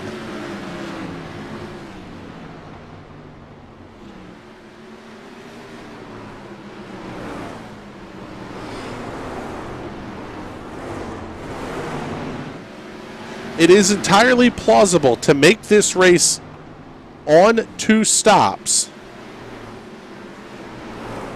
We work 5 laps short of the halfway point. Let's give you the full field rundown here. There is the booze, number 4 of Andre Castro. He's been the race leader from the drop of the green flag. That car has been incredibly impressive from his starting spot outside of row number 1. Jeffrey Stanton, the number 94, a little bit off strategy here, electing to come in at lap 190. He can now make it as far as lap 339 to 369 before he has to make his final stop for fuel. Depending on how the timing goes, that could be a race-winning move for Jeffrey Stanton. Running in the 3rd position is the number 30 of Ryan Sellers. Sellers down 1 spot from the drop of the green, but consistently at the front throughout the day. Same story holds true for Derek Love. He's up 1 spot from where we started this race, currently running in the 4th position, about 2 seconds behind Sellers just ahead. 5th place, Frank Ferry, was your first place starter. We won't say pole position winner. The Big Evil Design Pole Award going to David Kolb, who was unable to get into the league in time to get registered for the session. So, unfortunately, your pole winner did not start today's race. Running in the 6th position right there with Ferry just behind him is the number 29 of Corey Cleary. A little bit of a Cody Swanson throwback.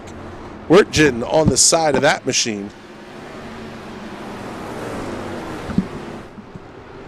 So we're now 3 laps past halfway. Currently running in the 7th position, your Big Evil Design Hard Charger nominee, Patrick Byrne. He's up 16 spots from the drop of the green. He's another of the cars that stopped on lap 189. Only a lap behind your race leader, so if they have to stop under green, really could be a 2-car race here to the checkers. In the 8th position, up 14 spots from where he started, is Rich Foreman. He's another of the cars that stopped on lap number 135, 136. He's going to be due into the pits within the next probably 30 or so laps, 30 to 40 laps. Running in the 9th position, Mike Barry was your overall quick timer. Barry in that Hoosier Tire East 7-Up throwback live read machine just to the inside of turns 1 and 2. Running in the 10th position is the 111 of Brandon Hughes. He's only a second back of Barry. Hughes down 4 spots from where he started this race earlier today. Currently in the 11th position is James Watson in the NRN Team Watson Racing at number 39. Watson was running as high as 2nd at one point in this race before coming down under that lap 189 caution flag. Right behind Watson, but 3 laps in arrears of where Watson is running, is the number 15 of Zach Evans, another of those Team Watson Racing entries.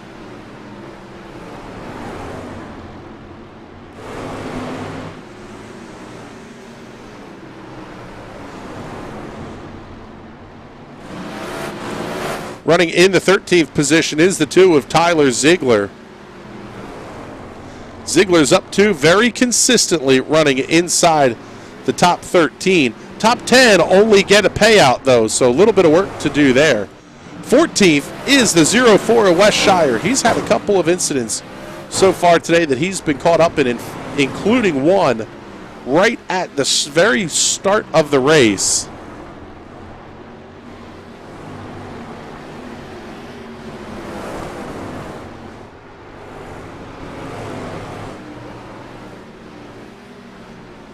That incident putting us under our first caution of the day before most of the field even got to turn number 1. Jeffrey Eddy running in the 15th position. Eddy down 2 spots from where he started. Going to be forced 3 wide, way to the outside. That 88 machine trying to preach patience here as 77 of Levi Klatt continues to have his connection issues. RJ Heckey still on the racetrack in the number 35. He's another driver that's had a handful of issues throughout the race today.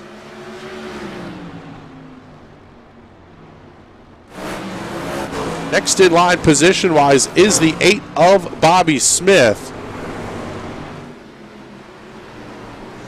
Smith, a very cool old Beast throwback chassis. Or at least throwback paint scheme anyway. Those cars so popular during the Thursday Night Thunder era of ESPN. Currently running in the 18th position is Jim Vig in the number 17, Advanced Auto Parts. On the side of that machine, Vig having an issue earlier in the race. Now running about 13 laps behind your race leader. Gary DeMoss still on the racetrack in the number 22. Gary's had a couple of issues, now 4 pit stops deep in this one. In the 21st position is Ron Quinzel, the number 46 machine. Had one big incident, then a couple of smaller ones where he's just had to slow down and gave up a ton of time to the race leaders. Currently 22nd is Levi Klatt. That car still having big time connection issues, but not enough that iRacing is going to give him the boot. Everybody else out of the race at this point, including Burt Wojcik, Lance DeWeese, Dan Smith, Mackenzie Galida, and Aaron Smith.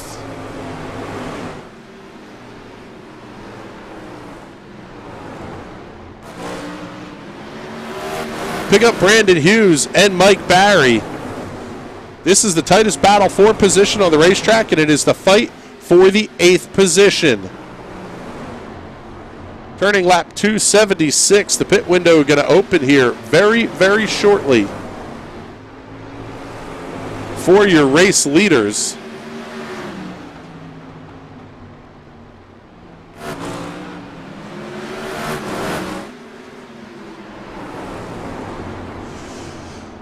Here's where things may get a little bit interesting. The cars that stopped at lap 190 cannot make it to the end without a stop. The cars that stopped at lap 135 also cannot make it without a stop, at least by our math anyway. They need a lot of help with caution flags, and we may not see it. This race has been extraordinarily clean. We've had 7 cautions, but I mean, it has been lap after lap of green flag racing here.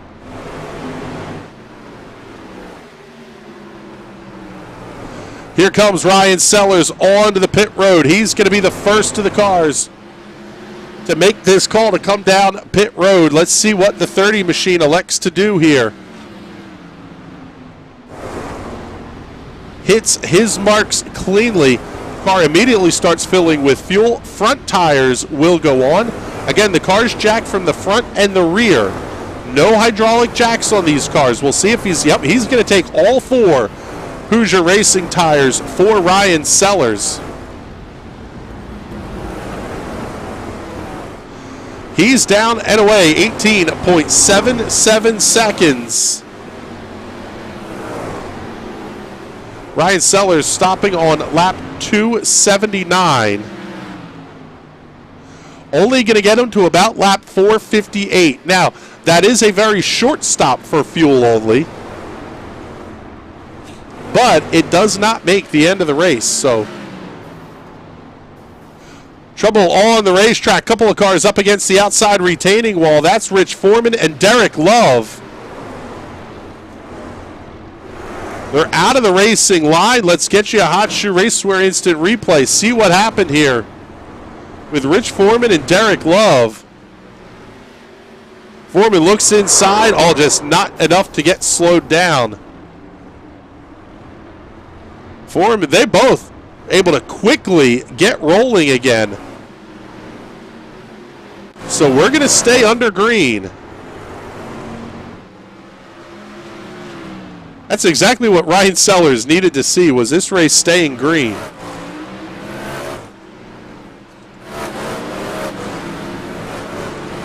Wes Shire bouncing it off the outside retaining wall off of turn number 2, just ahead of race leader Andre Castro.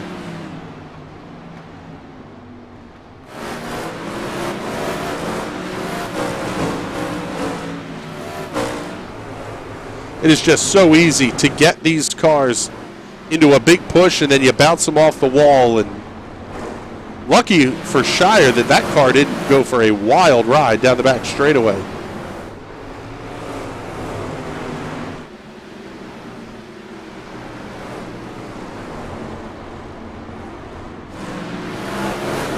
So we're keeping our eye here on race leader Andre Castro to see when he elects to make his pit stop. You don't want to have to make the stop under green flag conditions, because Jeffrey Stanton is only one lap down.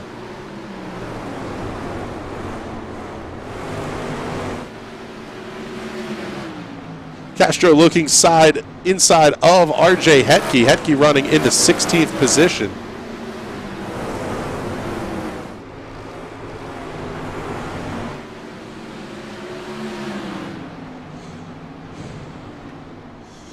Approaching lap number 300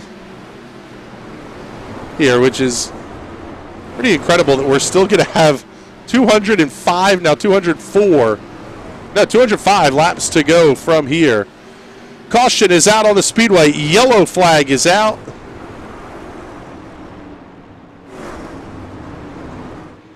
Trouble, I think, for Levi Klatt. Let's see if we can see what happened here. Keep your eye on that red number 77.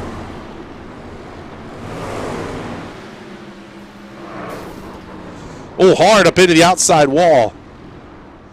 Klatt has been having connection issues throughout the race, spinning in front of the field. Andre Castro getting break of the day because he's going to be able to come down all alone as the only car on the lead lap. That car hits his marks, he'll take.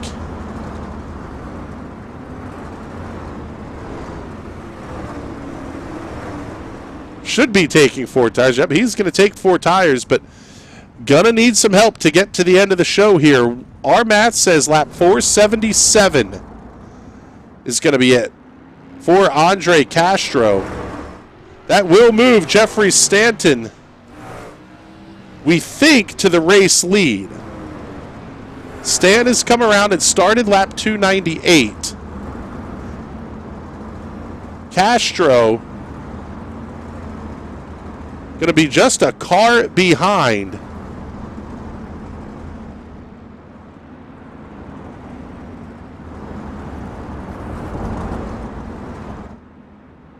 Here comes Jeffrey Stanton on lap 299.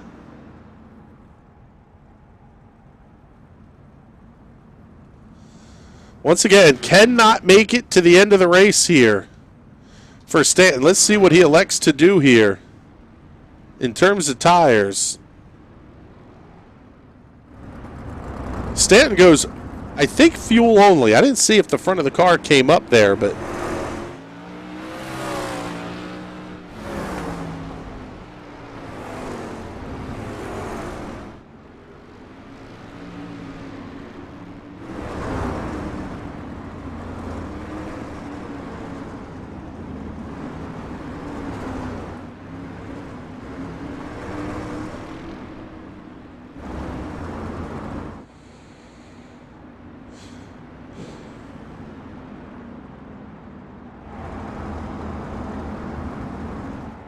Looks like Patrick Byrne is also going to be back on the lead lap. He's going to be half a lap down to race leader Andre Castro, but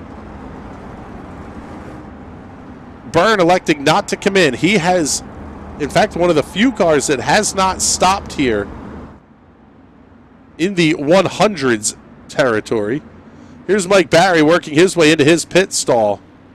Barry is going to take front tires, fill that machine up with fuel.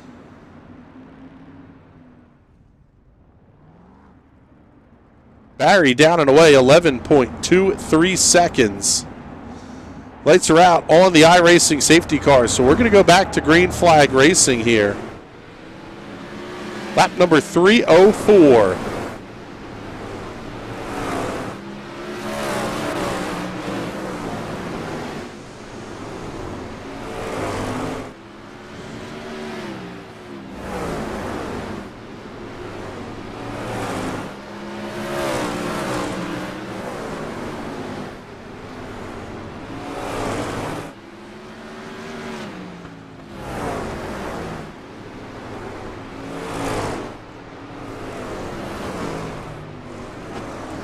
Caution flag back on the speedway. Trouble for RJ Hetke. Oh, several cars wadded up here trying to get into the pits.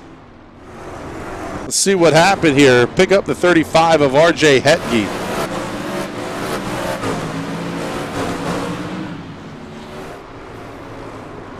Three wide in the corners is not a friendly place to be. We got a driver's meeting, turn 4.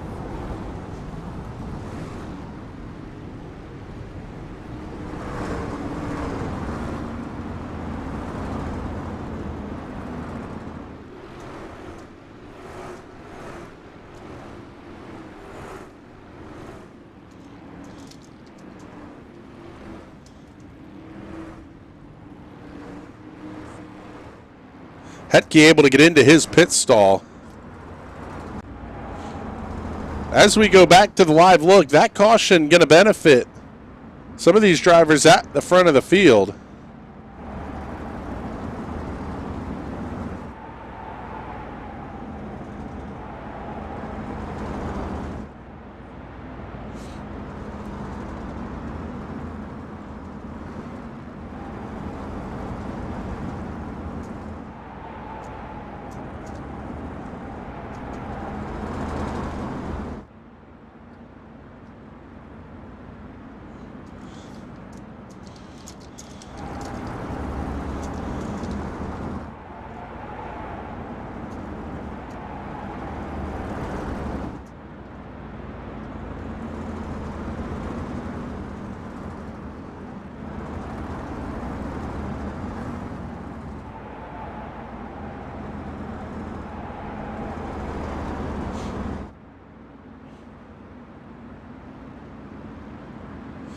There's Jeffrey Stanton currently running in the second position, right behind James Watson.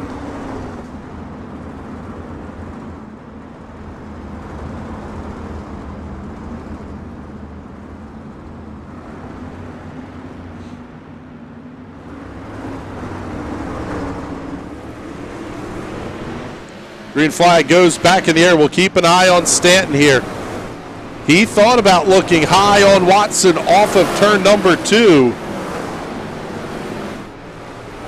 Oh, big wiggle out of Watson there inside the corner. That's going to allow Stanton to come around on the outside. What a save by James Watson. That might be a contender for the great save of the race. He was in full-on tank slapper mode there.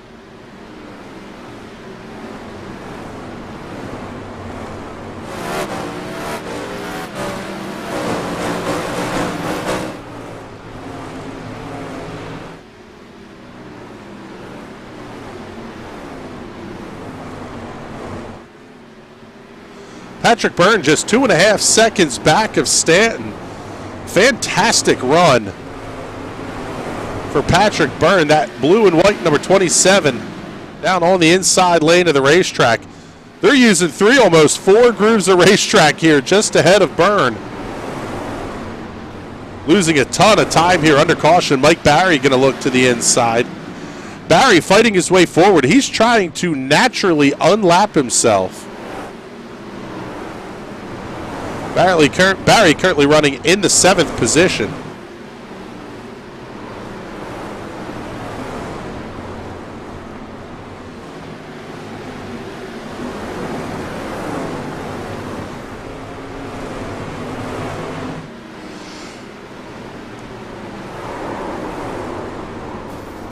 Oh, big trouble, turns 1 and 2. That's going to bring out a caution flag. We've got a driver's meeting mess in turns 1 and 2.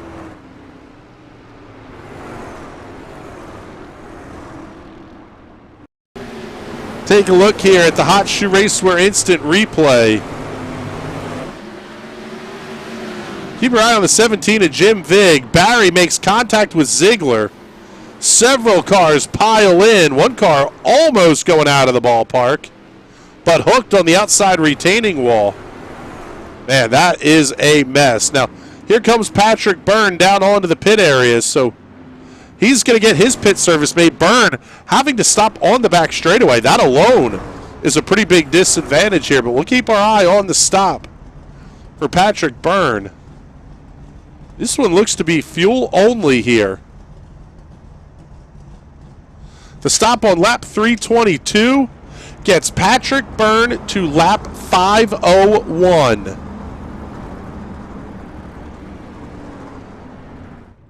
Here's Jeffrey Stanton on the pit road at 322.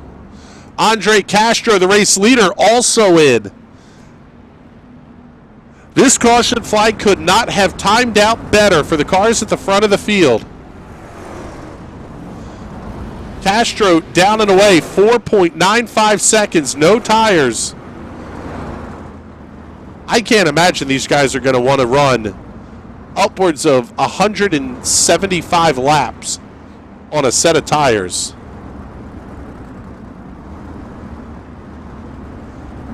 Now there's the 94 of Jeffrey Stanton. Patrick Byrne actually just ahead of Stanton on the racetrack. Byrne's going to have to come back into the pit area. This may be a penalty for Patrick Byrne. Pit stop time, 31.65 seconds.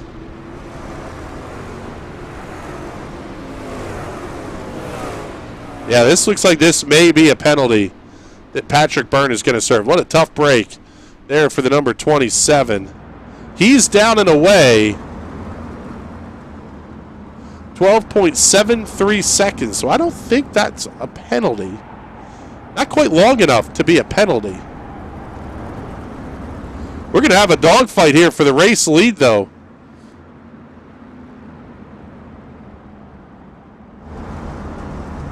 The 88 of Jeff Eddy is the only car that sits between Jeffrey Stanton and race leader Andre Castro, who's been basically untouched since the drop of the green flag. Stanton getting those Hoosiers warmed back up in a big way.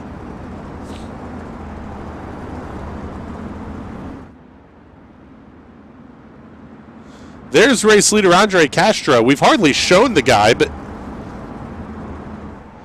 he's just been that checked out.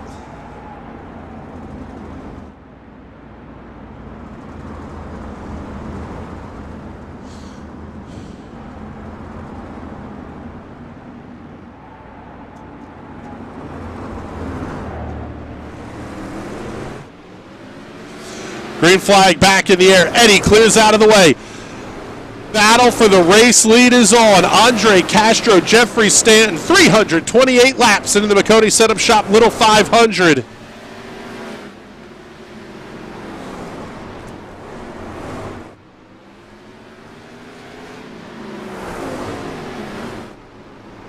No lapped cars in front of the race leaders. This is going to be as clean of a fight as we're going to see the rest of the way here. Castro holds that line tight to the white line on the inside of the corners. Stanton following right in his tire tracks. A little bit of a wiggle there out of Stanton. That's going to open up the door And the gap for Castro to get away just a little bit.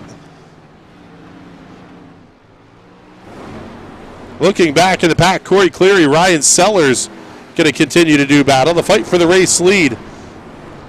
Not so much of a fight anymore. The lead up now over a half second for Andre Castro.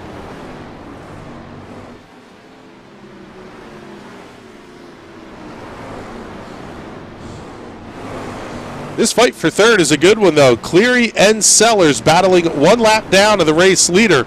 Sellers to the inside of Cleary through 1 and 2.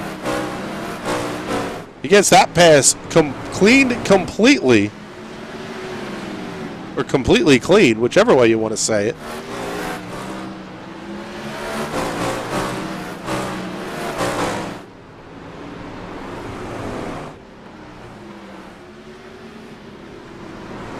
Had some trouble right on the restart for Ron Quinzel. He had to take the tow back to the pit area. Rich Foreman still pit side as well. One of the things about the repair work here, you can see incredibly long pit stop times. Doesn't necessarily mean the driver's out of the race. As James Watson makes another fantastic save.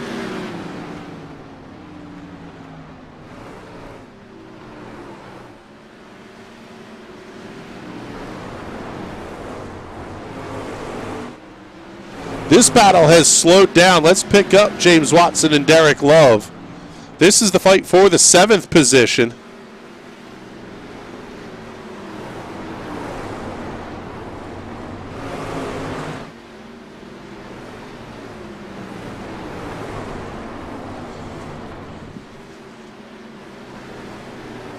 Pretty rapidly approaching 100 laps to go here in the Maconi Setup Shop Little 500. Watson has to make way to the outside. That Derek Love machine just significantly quicker. Both cars stopped at lap 296, so a little bit interesting there to see Love being that much quicker. Wonder if Watson doesn't potentially have a little bit of damage here. Race leader has caught up into lap traffic, and that has allowed Jeffrey Stanton to close right back in. Call it 2 car lengths as they head into turns 3 and 4.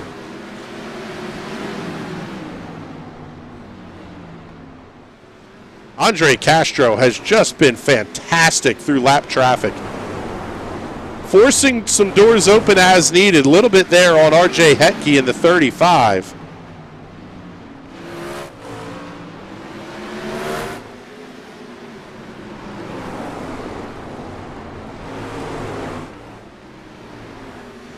Stanton now going to look to the inside of the lap car. He'll get the pass completed. About a straightaway's worth of open racetrack now between the race leaders and the next car 1 lap down. That is Jeff Eddy in the 88.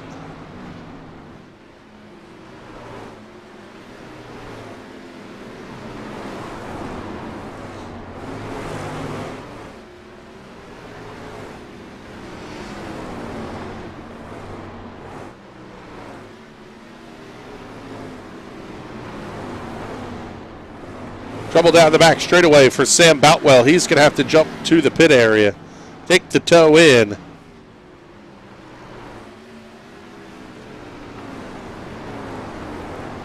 The neat part of the dynamic here with regards to the strategy is I believe Castro and Stanton did not take tires on that last pit stop.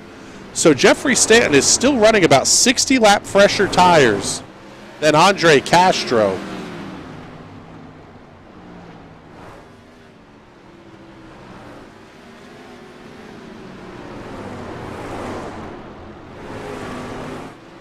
Problem is, at this point, you've kind of leveled out that tire performance. You're so deep into the run.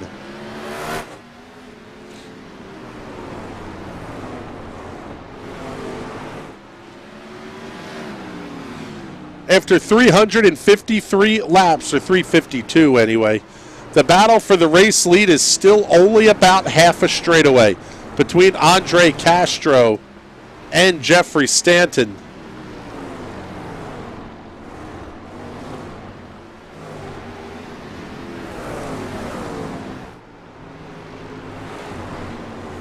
slide a little bit further back in the field here. Pick up James Watson and Patrick Byrne. They're fighting for the 7th position.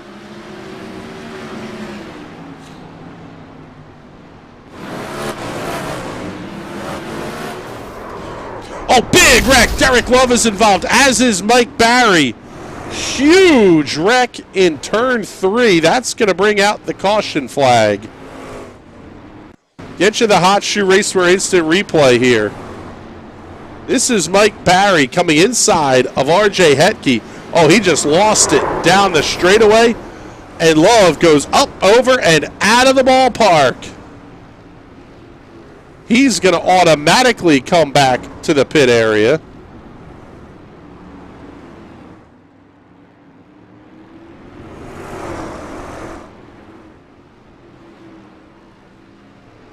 Let's get you the onboard here from Derek Love.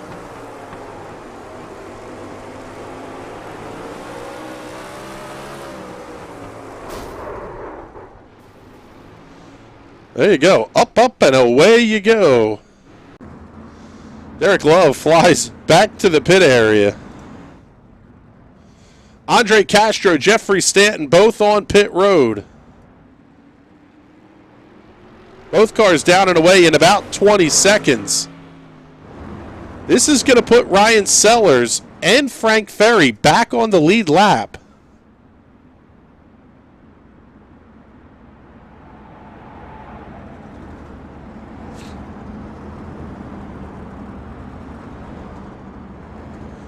Corey Cleary, Patrick Byrne, James Watson, Zach Evans, everybody into the pit area now. And they should be, now everybody will be good to go here to the end of the show, with the exception of the cars running in 3rd and 4th. Ryan Sellers stopped on 279. He can only get to about lap 458 or so. Frank Ferry stopped at 297. It's going to get him to about 476 or so. So these guys are going to need some caution flag help here.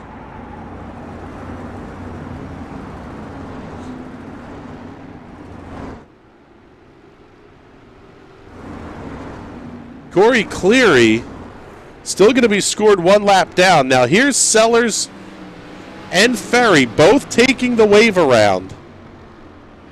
They're not going to come all the way back up. The lap cars do hold their position.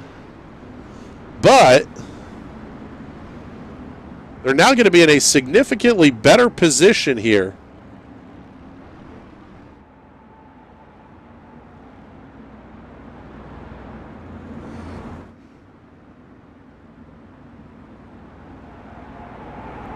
Just a ton of lap traffic still to go here as we work lap number 362.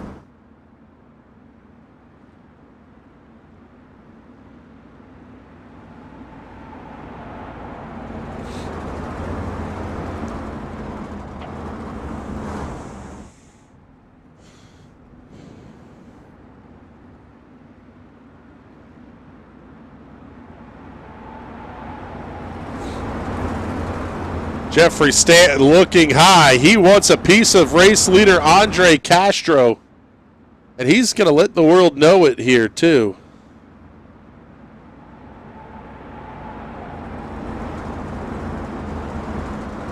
Lights are out on the iRacing safety truck. So we're going to be ready to go back to green flag racing here. It'll be lap 365 on the scoreboard. Green flag back in the air. We're underway once again. Castro got a good restart. Sails it off into turn number 1. Great exit by Jeffrey Stanton. He's going to hold it to within a car length and a half into 3.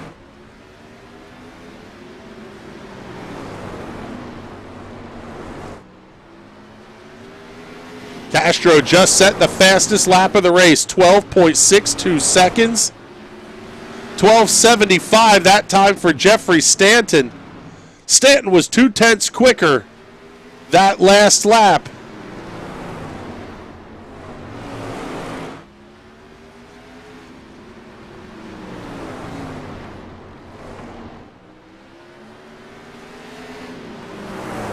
Stanton's been able to keep up on the early part of the runs. It's as you get a little bit deeper that Castro really able to get that number 4 machine out to a pretty healthy lead.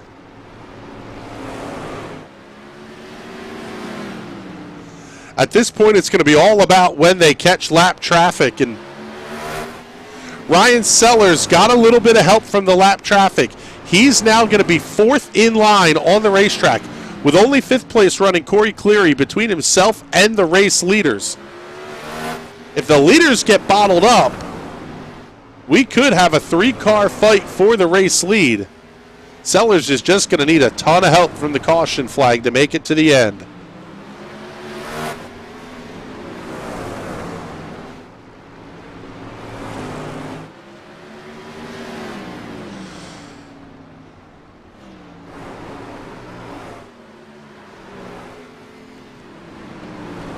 Currently, your Big Evil Designs hard charger is James Watson running in the 6th position. He's up 18 spots from the drop of the green flag. Patrick Byrne right behind him up 16. Corey Cleary up 14 running in the 5th position. Only a couple of drivers have had really big issues here. Matt Galida down 10. He's going to finish in the 26th position. Lance DeWeese down 12. He will finish in 24th.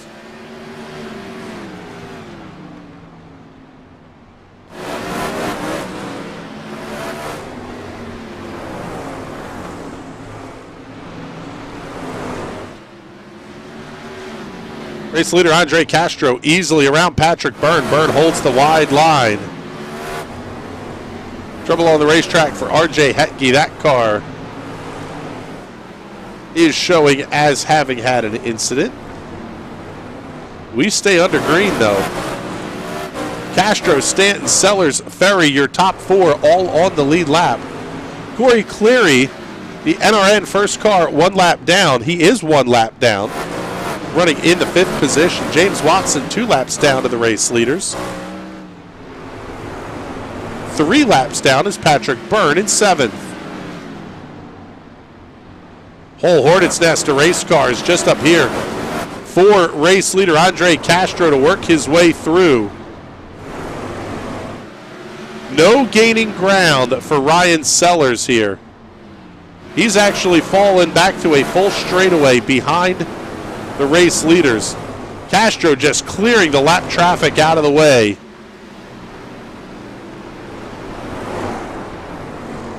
Jim Vig in the 17 slides wide to the outside, allows the top 2 through cleanly. Wes Shire in the 04 does the same through 3 and 4.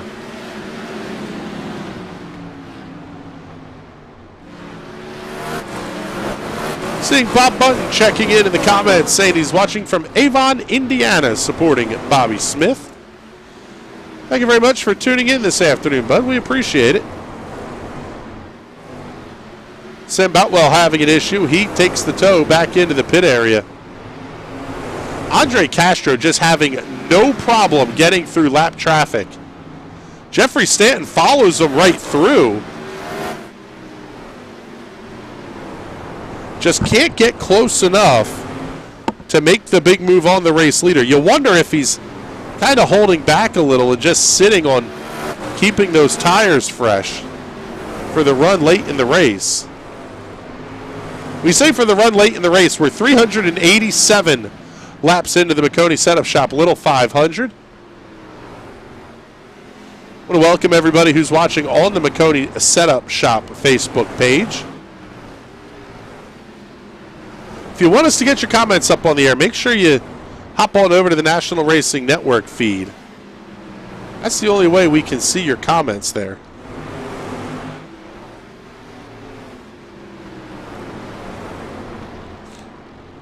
This is the only battle within seconds of one another on the racetrack.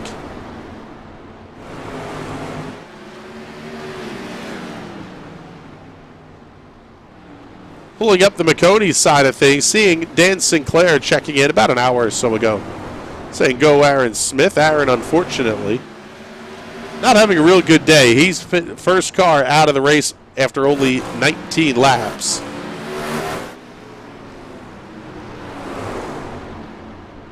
This fight for the lead continues to be about 2 car lengths between Jeffrey Stanton and Andre Castro. Castro has led just about every lap of this race. Couple of laps early on during an exchange of pit stops under caution may have put, I believe, trouble on the racetrack. Corey Cleary and Frank Ferry having an issue. Get you the Hot Shoe Race for instant replay as we go on board with Corey Cleary. Oh, that was contact with a 77 of Levi Klatt.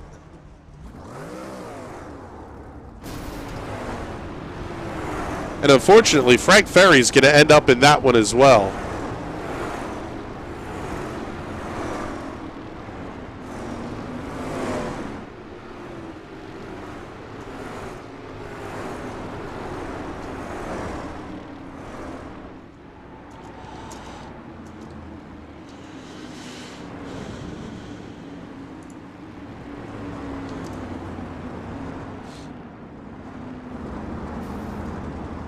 So now under the caution flag here, race leaders are in. Jeffrey Stanton, Andre Castro, Ryan Sellers. Corey Cleary is on the pit road. Frank Ferry electing to stay out. 21:48 the stop time for Jeffrey Stanton. 21:62 the stop time for Andre Castro. New race leader at the front of the field, Jeffrey Stanton.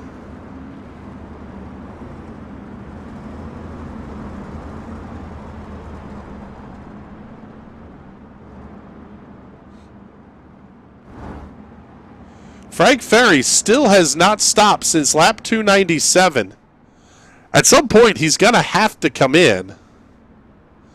As we have a little bit of Kona side on pit exit. Ferry's going to get to take the wave around. As is, I believe, Ryan Sellers. Maybe not.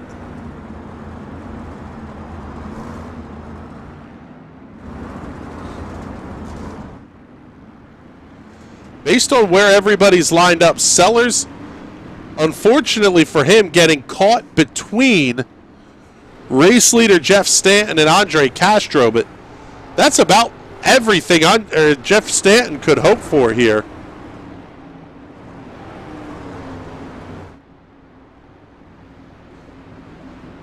See if we can't get a word here with Jeffrey Stanton. Jeffrey, fantastic work there in the pit area. Gets you out to the race lead. Now it's just a matter of holding on to it. Hope I can. I am exhausted so far from this race. Hopefully we can keep it on the track, keep it at 4 wheels, and keep it going. Well, good luck to you here. This one's going to be a challenge here. We still have 100 laps to go. Yep. There you go. There's Jeffrey Stanton, your race leader. Say he's already exhausted. I'd be willing to bet that's a fairly common theme here amongst these drivers. Now, 1 hour and 46 minutes into this race.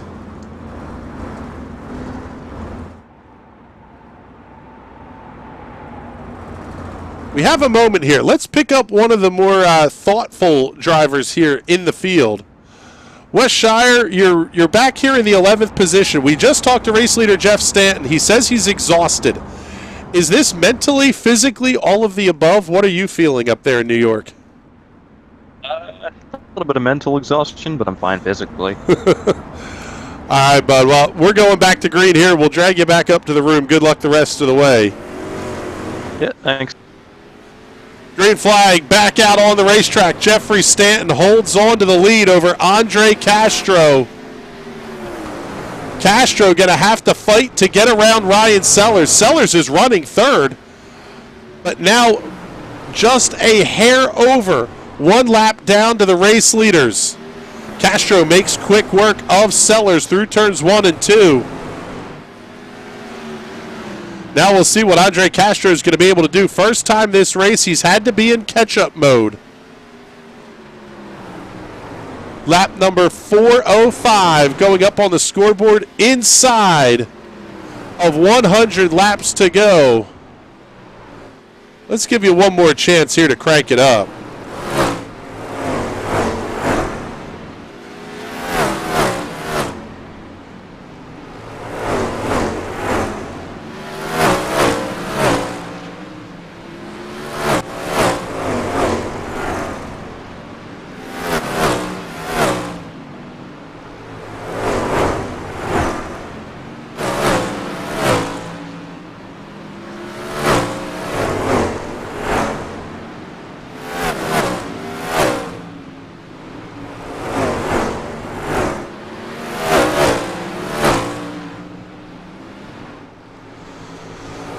Fantastic views here from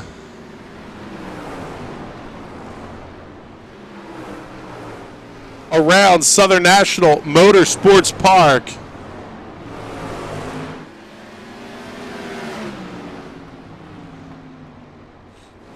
Battle for the race lead still tight.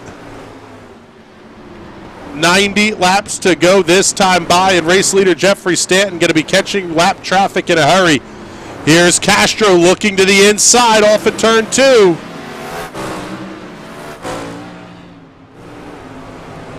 They'll stay side by side the full length of the lap. Stanton holds on to the lead at the line.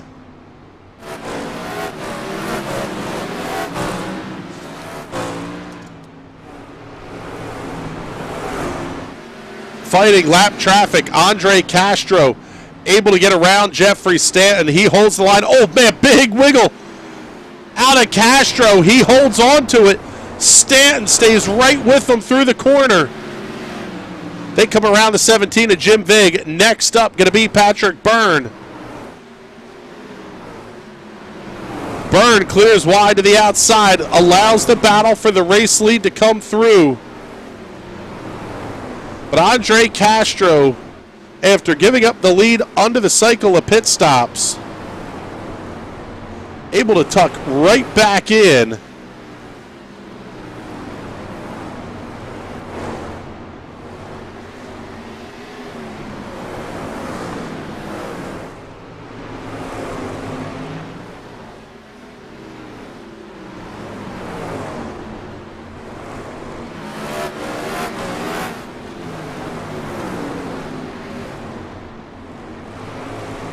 Stanton starting to fall back just a little bit from Andre Castro.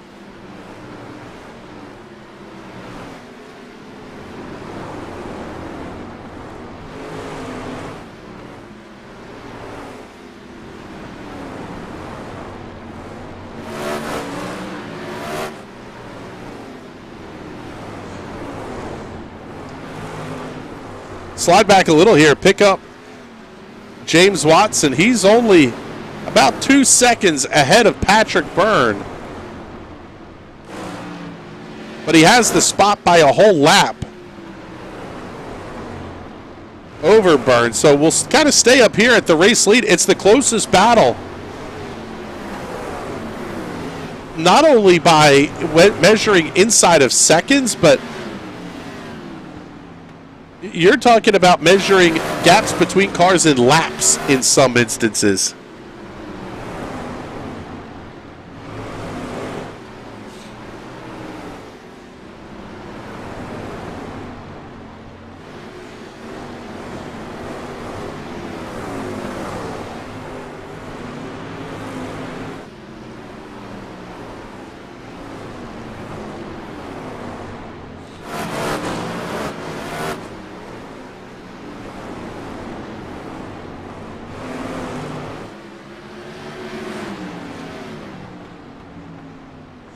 Last stops for the race leaders on lap 394. Plenty of fuel to get to the finish. Should be good to go on tires as well.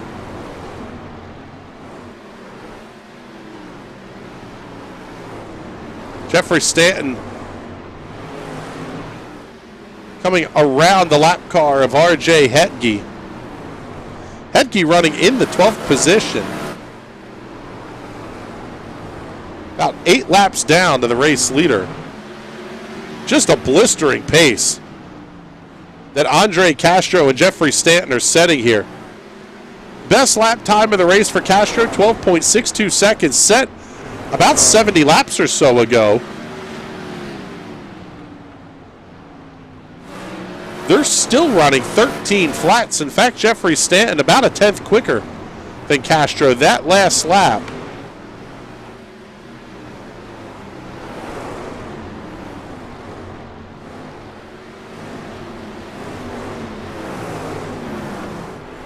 West Shire has about 3/4 of a lap ahead of Jeffrey Eddy in the battle for the final money-paying position here. Back through the top 10, all going to be cashing in here.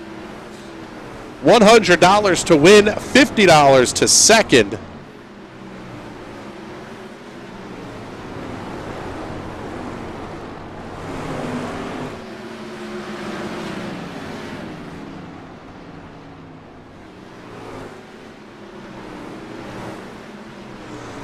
Next car just ahead of race leader Andre Castro is going to be Frank Ferry, running in the 5th position. Ferry coming around Patrick Byrne. That fight actually was for position between Ferry and Byrne.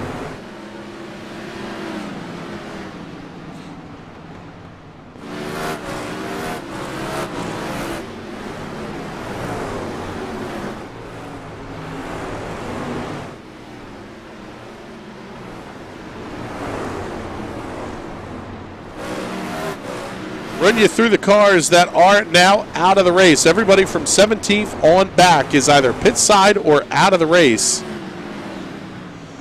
including Corey Cleary, Derek Love, Michael Barry, Sam Boutwell, Ron Quinzel, Levi Catt, Burt Wojcik, Lance DeWeese, Dan Smith, Mackenzie Galida, and Aaron Smith.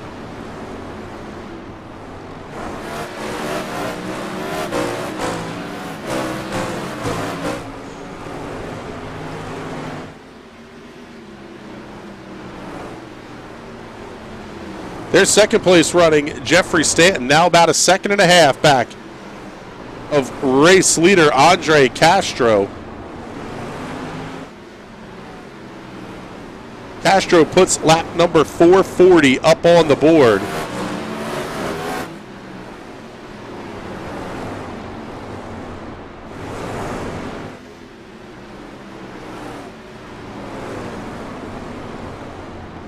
Castro not quite close enough to where he could potentially make a pit stop if the caution were to come out. With enough lap cars in between and enough of a gap, you could potentially come in and put a fresh right front tire on.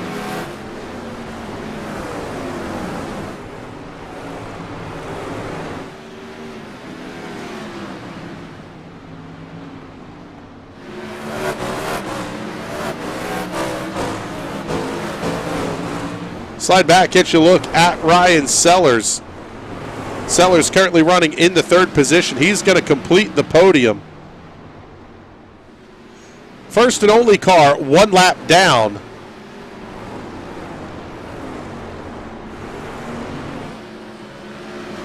Got to go back a full lap to find James Watson, who runs in the 4th position. That neon yellow chassis, neon yellow body, I should say, pink chassis on that car. Good run for James Watson, up 20 positions to run in 4th. Currently running in the 5th position, just ahead of Watson on the racetrack, but a couple laps in arrears, is Frank Ferry Jr. 6.5 seconds back of Ferry is Patrick Byrne. That'll be the fight for the final spot inside the top 5 and about double the pay as well. 5th place, going to pay $20. 6 through 10, paying back $10 apiece. West Shire now holding on to that 10th spot by about a lap and a half over Jeff Eddy.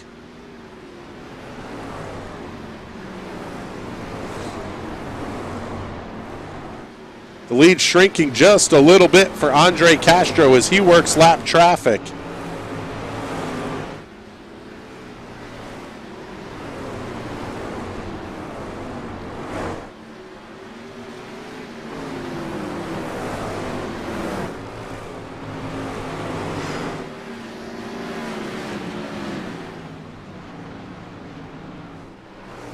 Let's bring in Mike Barry here out of the Infield Care Center. And Mike, unfortunately, not the way you wanted this day to go here. Was it just a matter of starting midfield and kind of dealing with the issues that comes with that? We were fighting kind of that whole race, and we were doing pretty good. I think we had the pace to get in top 5. Just got caught a lap down pretty early on. Really couldn't get it back. And then I want to real quick apologize to Derek Love what I took out in my last incident there. So Derek, if you're watching this, man, it wasn't intentional or anything. I'm just I don't know, real sorry about it. Yeah, it was one of those where it kind of looked like you just had a big wiggle off of turn number 2, and when it caught, it shot you right back across the racetrack. Yeah, it's kind of funny. It seems like every time I've been like coming around RJ, it's like something bad has just happened. But not saying it's a jinx or anything, but yeah, it's unfortunate to see. And I hate to take out fast guys. I mean, Derek, I know I was kind of holding him up for second there for the first 100 laps or so, really trying to just hold on to my lead lap. So I knew he was fast and all that, but just unfortunate. Yeah, well, tough break for you, tough way for you to end the day, but looking forward to seeing you back here on some of the TNT shows as well. Yeah, I'll be here on Tuesday. Thanks for hosting this, and I guess, yeah.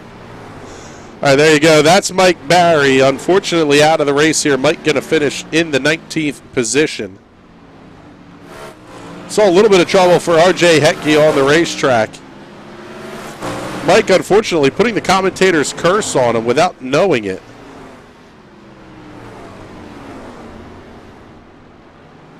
The lead back up to 2.5 seconds for Andre Castro over Jeffrey Stanton as we're inside of 50 laps to go. We're approaching normal feature distance for the sprint cars here around Southern National Motorsports Park. Saw them here last Tuesday night. The official strength of field race. Just so happens now they've done 450 laps before they got to it. So one more time here, let's give you fans a chance to crank it up and enjoy the sound of these 410 sprint cars.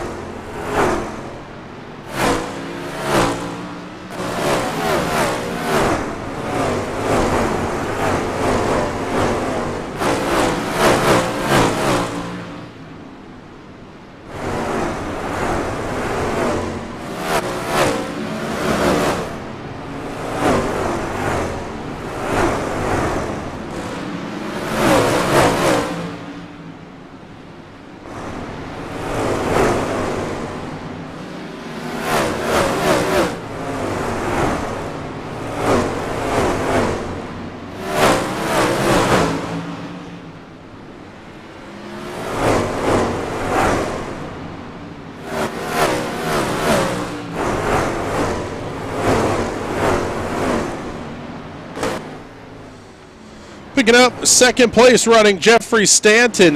West Shire actually coming around Tyler Ziegler. That's the fight for the 10th position.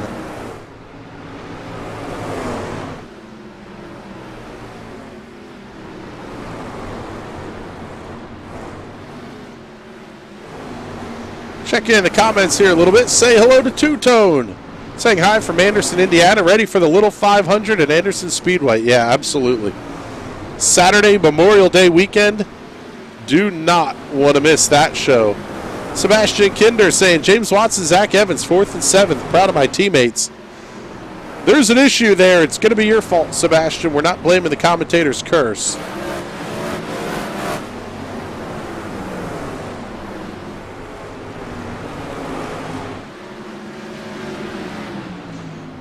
After 2 hours and 472 laps here at the Little 500 for the iRacing side of things at Southern National Motorsports Park, still with 16 cars remaining running on the racetrack.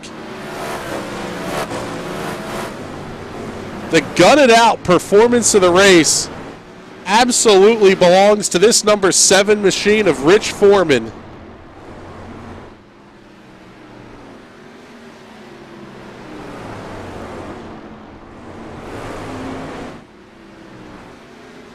Show you the gaps here. Foreman 40 laps in arrears.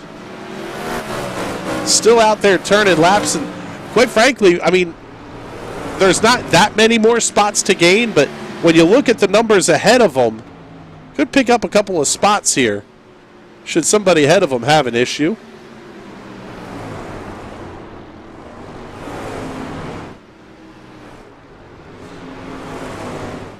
Now inside of 25 laps to go for race leader Andre Castro. Castro absolutely big hit for Tyler Ziegler. Into the inside retaining wall, bounces it up to the outside. That's going to bring out the caution flag. Caught that one as we were following the race leader.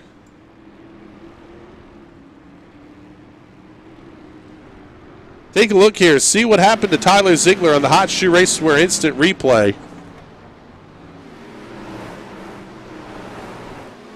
Just a hair too much throttle, and that car goes for a wild ride. Slides back down in front of oncoming traffic. That's what brings out the yellow. Race leaders are on pit road.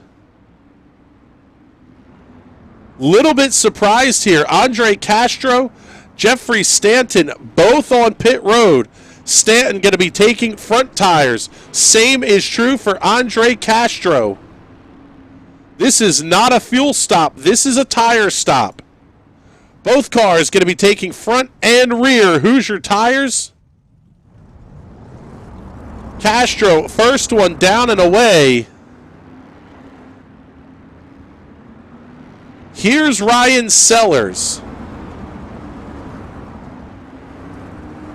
He stopped on lap 394. Absolutely enough fuel to get to the finish.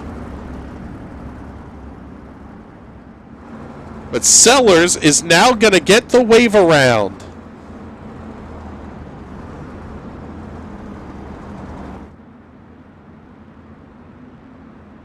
What was a two-car fight for the win may come down to 3, but Sellers is going to need massive, massive help from the caution flag.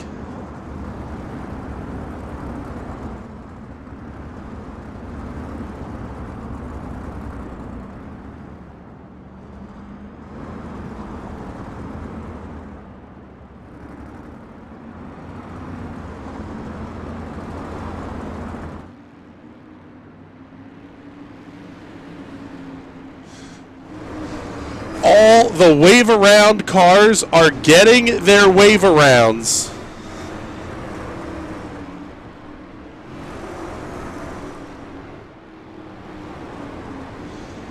We don't have Andre Castro. Let's pick up Jeffrey Stanton. Jeffrey, we're now down to shootout time here. 15 to go. Do you have anything for Andre Castro? No, honestly, he is rolling the middle so good. I want to give it my best shot. This has been fun, though. Exhausting, but fun. All right, bud. Well, good luck the rest of the way here. There's Jeffrey Stanton. Let's see. I don't see Ryan Sellers available for us to talk to. Let's show you where he is on the racetrack. Only a couple of cars between Sellers, Stanton, and Castro.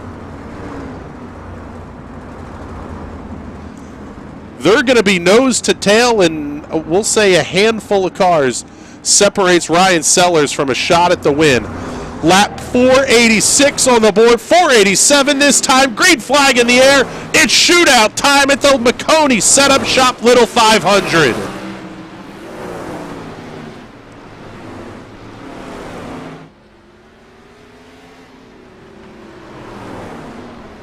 Castro able to hold the bottom through turns 1 and 2. Stanton going to be right there as well. Stanton just set the fastest lap of the race by 1/100th of a second. Both cars in the 12.5s.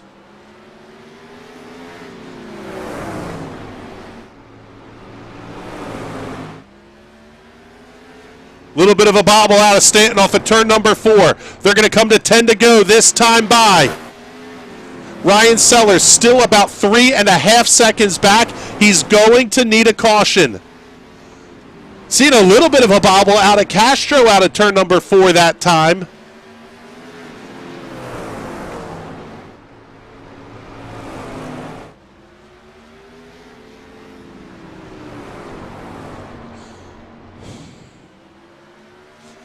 The lead opening up. Ryan Sellers not losing much ground here to the race leaders. Oh, what a tough break for Ziegler. Says his screen froze. He's got 15 minutes left to repairs. Unfortunately, that's going to be the end of the day for Tyler Ziegler. He'll come home in the probably 16th position because Rich Foreman will have a chance to come around him here, I believe. Going to be close anyway. 4:95 on the scoreboard. It'll be 5 to go this time by, and lap traffic will come into play.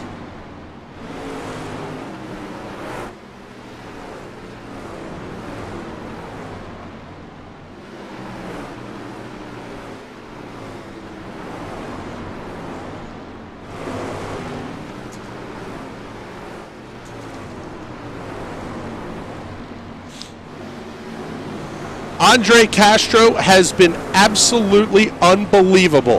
He will have led over 400 laps of the Maconi Setup Shop Little 500. He's got about 2.5 to go and a hornet's nest of lap traffic in front of him. 2 to go this time by for Castro. Able to clear that traffic cleanly. Stanton not catching up at all. Through turns 3 and 4. White flag in the air, 1 to go for Andre Castro. Down the back straightaway, through turns 3 and 4 for the final time. Off of turn number 4, twin checkers in the air. Andre Castro picks up the win in the Maconi Setup Shop Little 500.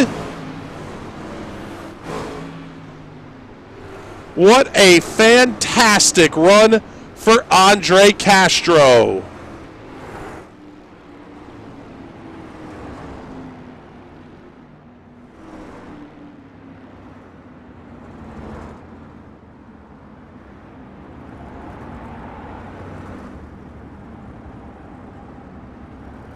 Jeffrey Stanton going to come home second. Ryan Sellers third. James Watson, Frank Ferry, your top 5. Zach Evans, Patrick Byrne, Brandon Hughes, Wes Shire, Jeff Eddy, your top 10, but it's time for some donuts out of the Moose number 4. The Underfunded Motorsports entry of Andre Castro. What an incredible run. Time of the race, 2 hours, 10 minutes to complete 500 laps. Here at Southern National Motorsports Park, the only damage on that car coming from the Victory Donuts.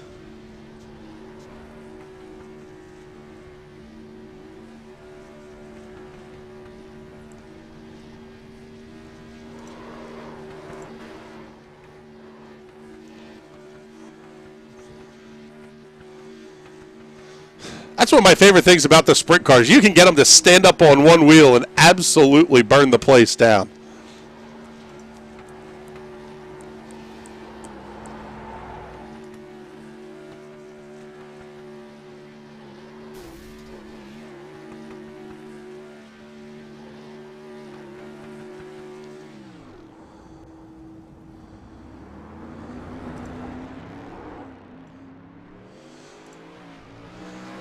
Let's head here for our podium interviews. Let's first pick up Ryan Sellers. Ryan, let's start one with, how are you feeling after 500 laps here around Southern National? Honestly, I'm excited I finished the race. I didn't really have super high hopes. Just my goal was to finish, and honestly, just happy I finished and finished on the lead lap. Yeah, I would guess the strategy call late there was get yourself back on the lead lap, see what everybody else was going to do if strategy might work out your way a little bit. Ultimately, not really the way things played out, but I mean, still a heck of a run to finish 500 laps and do it on the lead lap. Yeah, my driver kind of stepped on it in the first pit stop, and I kind of got the end of the longest line penalty, and that set me back from the start, and then it was a fight back from then. And like you said, I just pulled a strategy move, and if we got a quick caution there towards the end, I was going to pit again and hopefully maybe give them a run for their money. But just happy to hang on to a third and bring her home in one piece. Well, a fantastic show today, and you've done pretty well for yourself in the official series as well. So looking forward to seeing you Monday, Tuesday nights in the Silver Crowns and the Sprints as well. Thank you. Thank you guys for putting this on. It was a blast. I definitely like to thank DRR Speedworks, Leary Shock Technology, Leary Construction, and Rich Foreman Photography. All right, buddy. Well, Ryan, congratulations once again. And let's bring in Mr. Rich Foreman here. Rich is, let's see, I got to find you here in timing and scoring. Rich, you had a heck of a run here today. Maybe not entirely the way you might have hoped, but all in all, what are your thoughts here after an iRacing Little 500? Yeah, it wasn't a bad night. I felt like we had a pretty good plan going in, and we're doing pretty good, and we just kind of ran into some trouble there in the middle part of the race. It is what it is. Yeah, that's one of those where you're kind of, unfortunately, you end up stuck in places here. But got a good look at that Rich Foreman Photography number 7 up here on the screen. A whole lot of fun, and you're getting into kind of a series of home games here. Yeah, no, hopefully we can, I was glad we got rained out and we were able to come and do this. It's always a good time. It was a great race, great, it was a lot of fun. It was a lot challenging, getting around a lot of the lap cars and stuff like that. But I think, the patience and just kind of trying to take what was given and moving over and letting faster guys go was working to our advantage. And, it was a good race. So now I'll probably have to go back on the road and won't get to race anymore. All right, Rich. Well, make sure you get the plug in here for the quarterly because that is absolutely gorgeous. But who else do you want to thank here? Yeah, definitely. In fact, that's my goal this week is to get the 5th issue of the quarterly out, and hopefully, if you check it out on richforemanphotos.com or check us on socials, hopefully we'll have that up and going. And thanks to the boys at DRR and all my friends at USAC that follow along, and we'll see you guys at the races.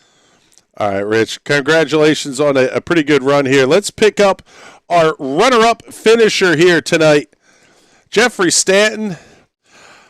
We talked to you a couple of times throughout the race. It was really a good run for you, but ultimately just a little bit short there at the end. Yeah, I had nothing for Andre. He had that thing rolling really good for the center. I got too tight that one restart, second to last restart for the final dash there. And I couldn't keep up with him as far as once he got by me. So I was just trying to hold on, just keep the car in one piece. And there was a couple times where I made some contact with some lap cars, that type of deal. But just try to keep the car in one piece and just try to run a conservative race. Yeah, I was kind of surprised to see both you and Andre come in on that last pit stop. Was there any thought to staying out if he came in, just knowing where you would be in terms of the lap cars that would be between you? I mean, that would have been. I could have done that. I really felt like I needed those tires and the fuel. Honestly, I mean, the tires isn't a big factor, especially that short type of run. But I really thought I needed that fuel for that last little dash there, just to keep the car in one piece. Yeah, that's the fuel is as much a component to the handling as the tires are. So, hey, congratulations! It was a fantastic run to second, and you're going home $50 richer. So, not bad all the way around. Yep, it was a good time, good race. Thank you guys for broadcasting and putting this thing on. All right, there you go. There's Jeffrey Stanton, your runner-up, and let's pick up race winner Andre Castro. Andre, you led more than 400 laps of a 500-lap feature here at Southern National Motorsports Park.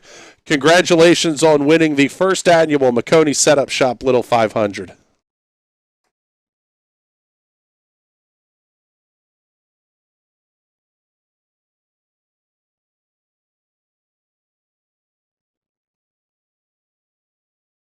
Oh, I thought we had Andre. Let's see. We'll give him a chance to come back.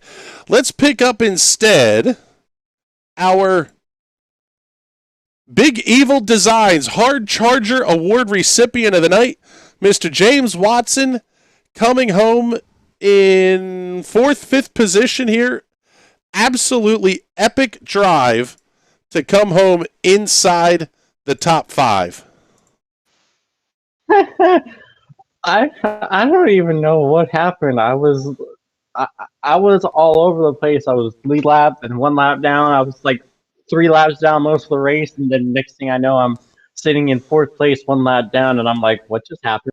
Where am I? Yeah, that's sort of the way these long races will go here. How difficult is that as a driver to kind of be in, where am I, and is this worth fighting hard for in the moment? Yeah, I mean, it was really interesting because, I was actually having to put my endurance racing experience into play. This wasn't too dissimilar to the 24 hours of Daytona, just, trying to plod laps, run the racetrack, and just keep your stuff under you and the car on the track. So once I kind of adjusted my brain for that, it got a little easier and avoiding all the wrecks and such. Yeah, that was at one point in the race. We know you had a little bit of an issue. What's it like trying to drive the car for almost half a race, or a little more than half a race, knowing that there is no margin for error anymore once you've used the quick repair? Well, thankfully, I didn't use my quick repair to like 125 to go, and that was purely on accident. I didn't get a whole lot of damage in either of those incidents I was in, so I didn't really need it. And then, unfortunately, I accidentally used it because I didn't unclick it. So the last 125 laps were run in sheer terror. I'm like, don't anybody hit me! Don't anybody hit me! If I lose this finish, I'm going to cry. Well, it was a fantastic run. Congratulations on being the Big Evil Design Hard Charger of the race. That one's going to be $20 additional on top of your payout coming to you. So, heck of a run there, James. Money! There you go. There's James Watson, your Hard Charger recipient. Now I think we have our race winner back here, Andre Castro. Do you have a copy on us? I do, yes. All right, buddy. Well, we gave you the big congratulations once, but we'll do it again. Congratulations, sir. You are the first winner of the Maconi Setup Shop Little 500 here on iRacing. Thanks, Chris. Honestly, that race couldn't have gone much better. I think we had a little bit of a scare there in the beginning.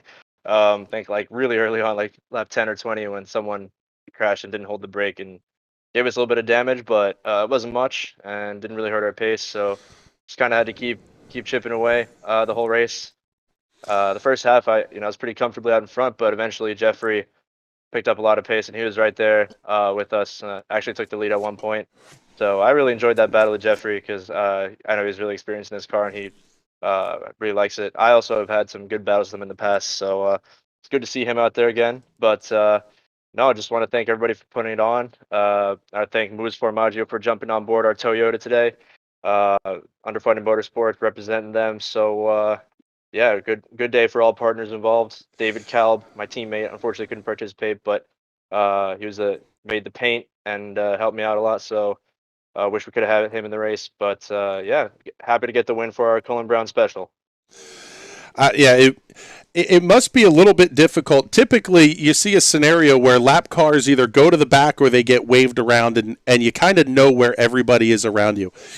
Does that make it difficult in terms of pacing the stints out, especially some of those long green flag runs, when you're sort of never sure, unless they're in the relative, where 2nd through 5th might be?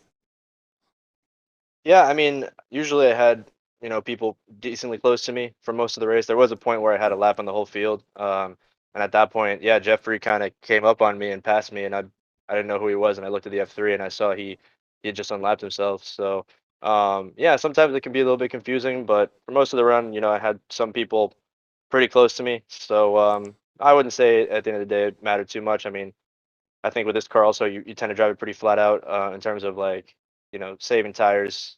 I mean, obviously you don't want to be toasting them, but in general, your pace or my pace was pretty constant throughout the whole race. So yeah, but it was good. So lot of laps to have something go wrong, and nothing really went too wrong. So I'm happy about bringing it in victory lane. Yep, well, and absolutely epic donuts there at the end, by the way, as well. So congratulations, you're picking up $100 here as the winner of the Maconi Setup Shop Little 500, and hopefully we're going to see you again in the sprints and the Silver Crowns here over the next couple of weeks as well. Yeah, for sure. I'll be back in the Silver Crown one of these coming weeks. We'll see. But yeah, feels good to win that, and to do it for all the folks here at National Racing Network that have worked really hard to put on the show. So thank you guys for putting up the broadcasts and for putting on the race. And yeah, couldn't have gone much better. So really happy with it. So there you go, folks. There's Andre Castro, your race winner, and man, I'll tell you what, this has been an absolutely fantastic afternoon of racing here. As we go back to the live look, and we've had a ton of fun here, but the day of racing is not over yet. As we've got coming up tonight, the High Slide Cup Series is making their next appearance here on the National Racing Network. Tonight it will be 250 laps from Richmond Raceway. Oh, that one's going to be absolutely spectacular. We're looking forward to that in a pretty big way as well. So congratulations to everybody who completed this race. It was a fantastic run all the way around. We had a fantastic time bringing it to you as well. Need to say a huge thank you to the folks who helped make these broadcasts happen here, including Big Evil Designs putting up the Hard Charger Award as well as the Pole Award. David Kolb picking up the Pole Award, and James Watson picking up the Hard Charger Award. Thank you them very much for their support. Also, Zone Garage of Eastern Pennsylvania and New Jersey for the best in floor coatings and treatments. There is no better place to look than Zone Garage of Eastern Pennsylvania and New Jersey. Whether it's your garage, your shop, your porch, even your deck, they will have it looking fantastic all the time. Agnes and her team are some of the best in the business, and you can find them on Facebook at Zone Garage of Eastern Pennsylvania and New Jersey. Hot Shoe Racewear is your source for the best in workwear, streetwear, and racewear. Can't forget the racewear. They're currently running a special on fire suits, so make sure that you're running. If you're running in the real world, do it in good safety equipment here. And Alan at the whole team at Hot Shoe Racewear will not only have you safe and protected, but they will have you looking absolutely fantastic as well. Find them online at hotshoeracewear.com. Make sure you let them know that NRN sent you. And Maconi Setup Shop, the presenting sponsor of the Little 500 this afternoon. Have to thank Jeff and the whole team for supporting the efforts of our sprint car drivers this afternoon. We are very, very proud to be one of the partners of Maconi Setup Shop. You can't beat the best, so make sure you get on over to MaconiSetupShop.com. Get the setups that the best are running, and then you can beat them at their own game. Find them online at MaconiSetupShop.com. And for everybody here at the National Racing Network, my name is Chris Graham. It has been a pleasure to have you joining us this afternoon. We'll see you at 8:15 Eastern for the High Slide Cup Series. Until then, we'll talk to you soon. Have a great night, everybody.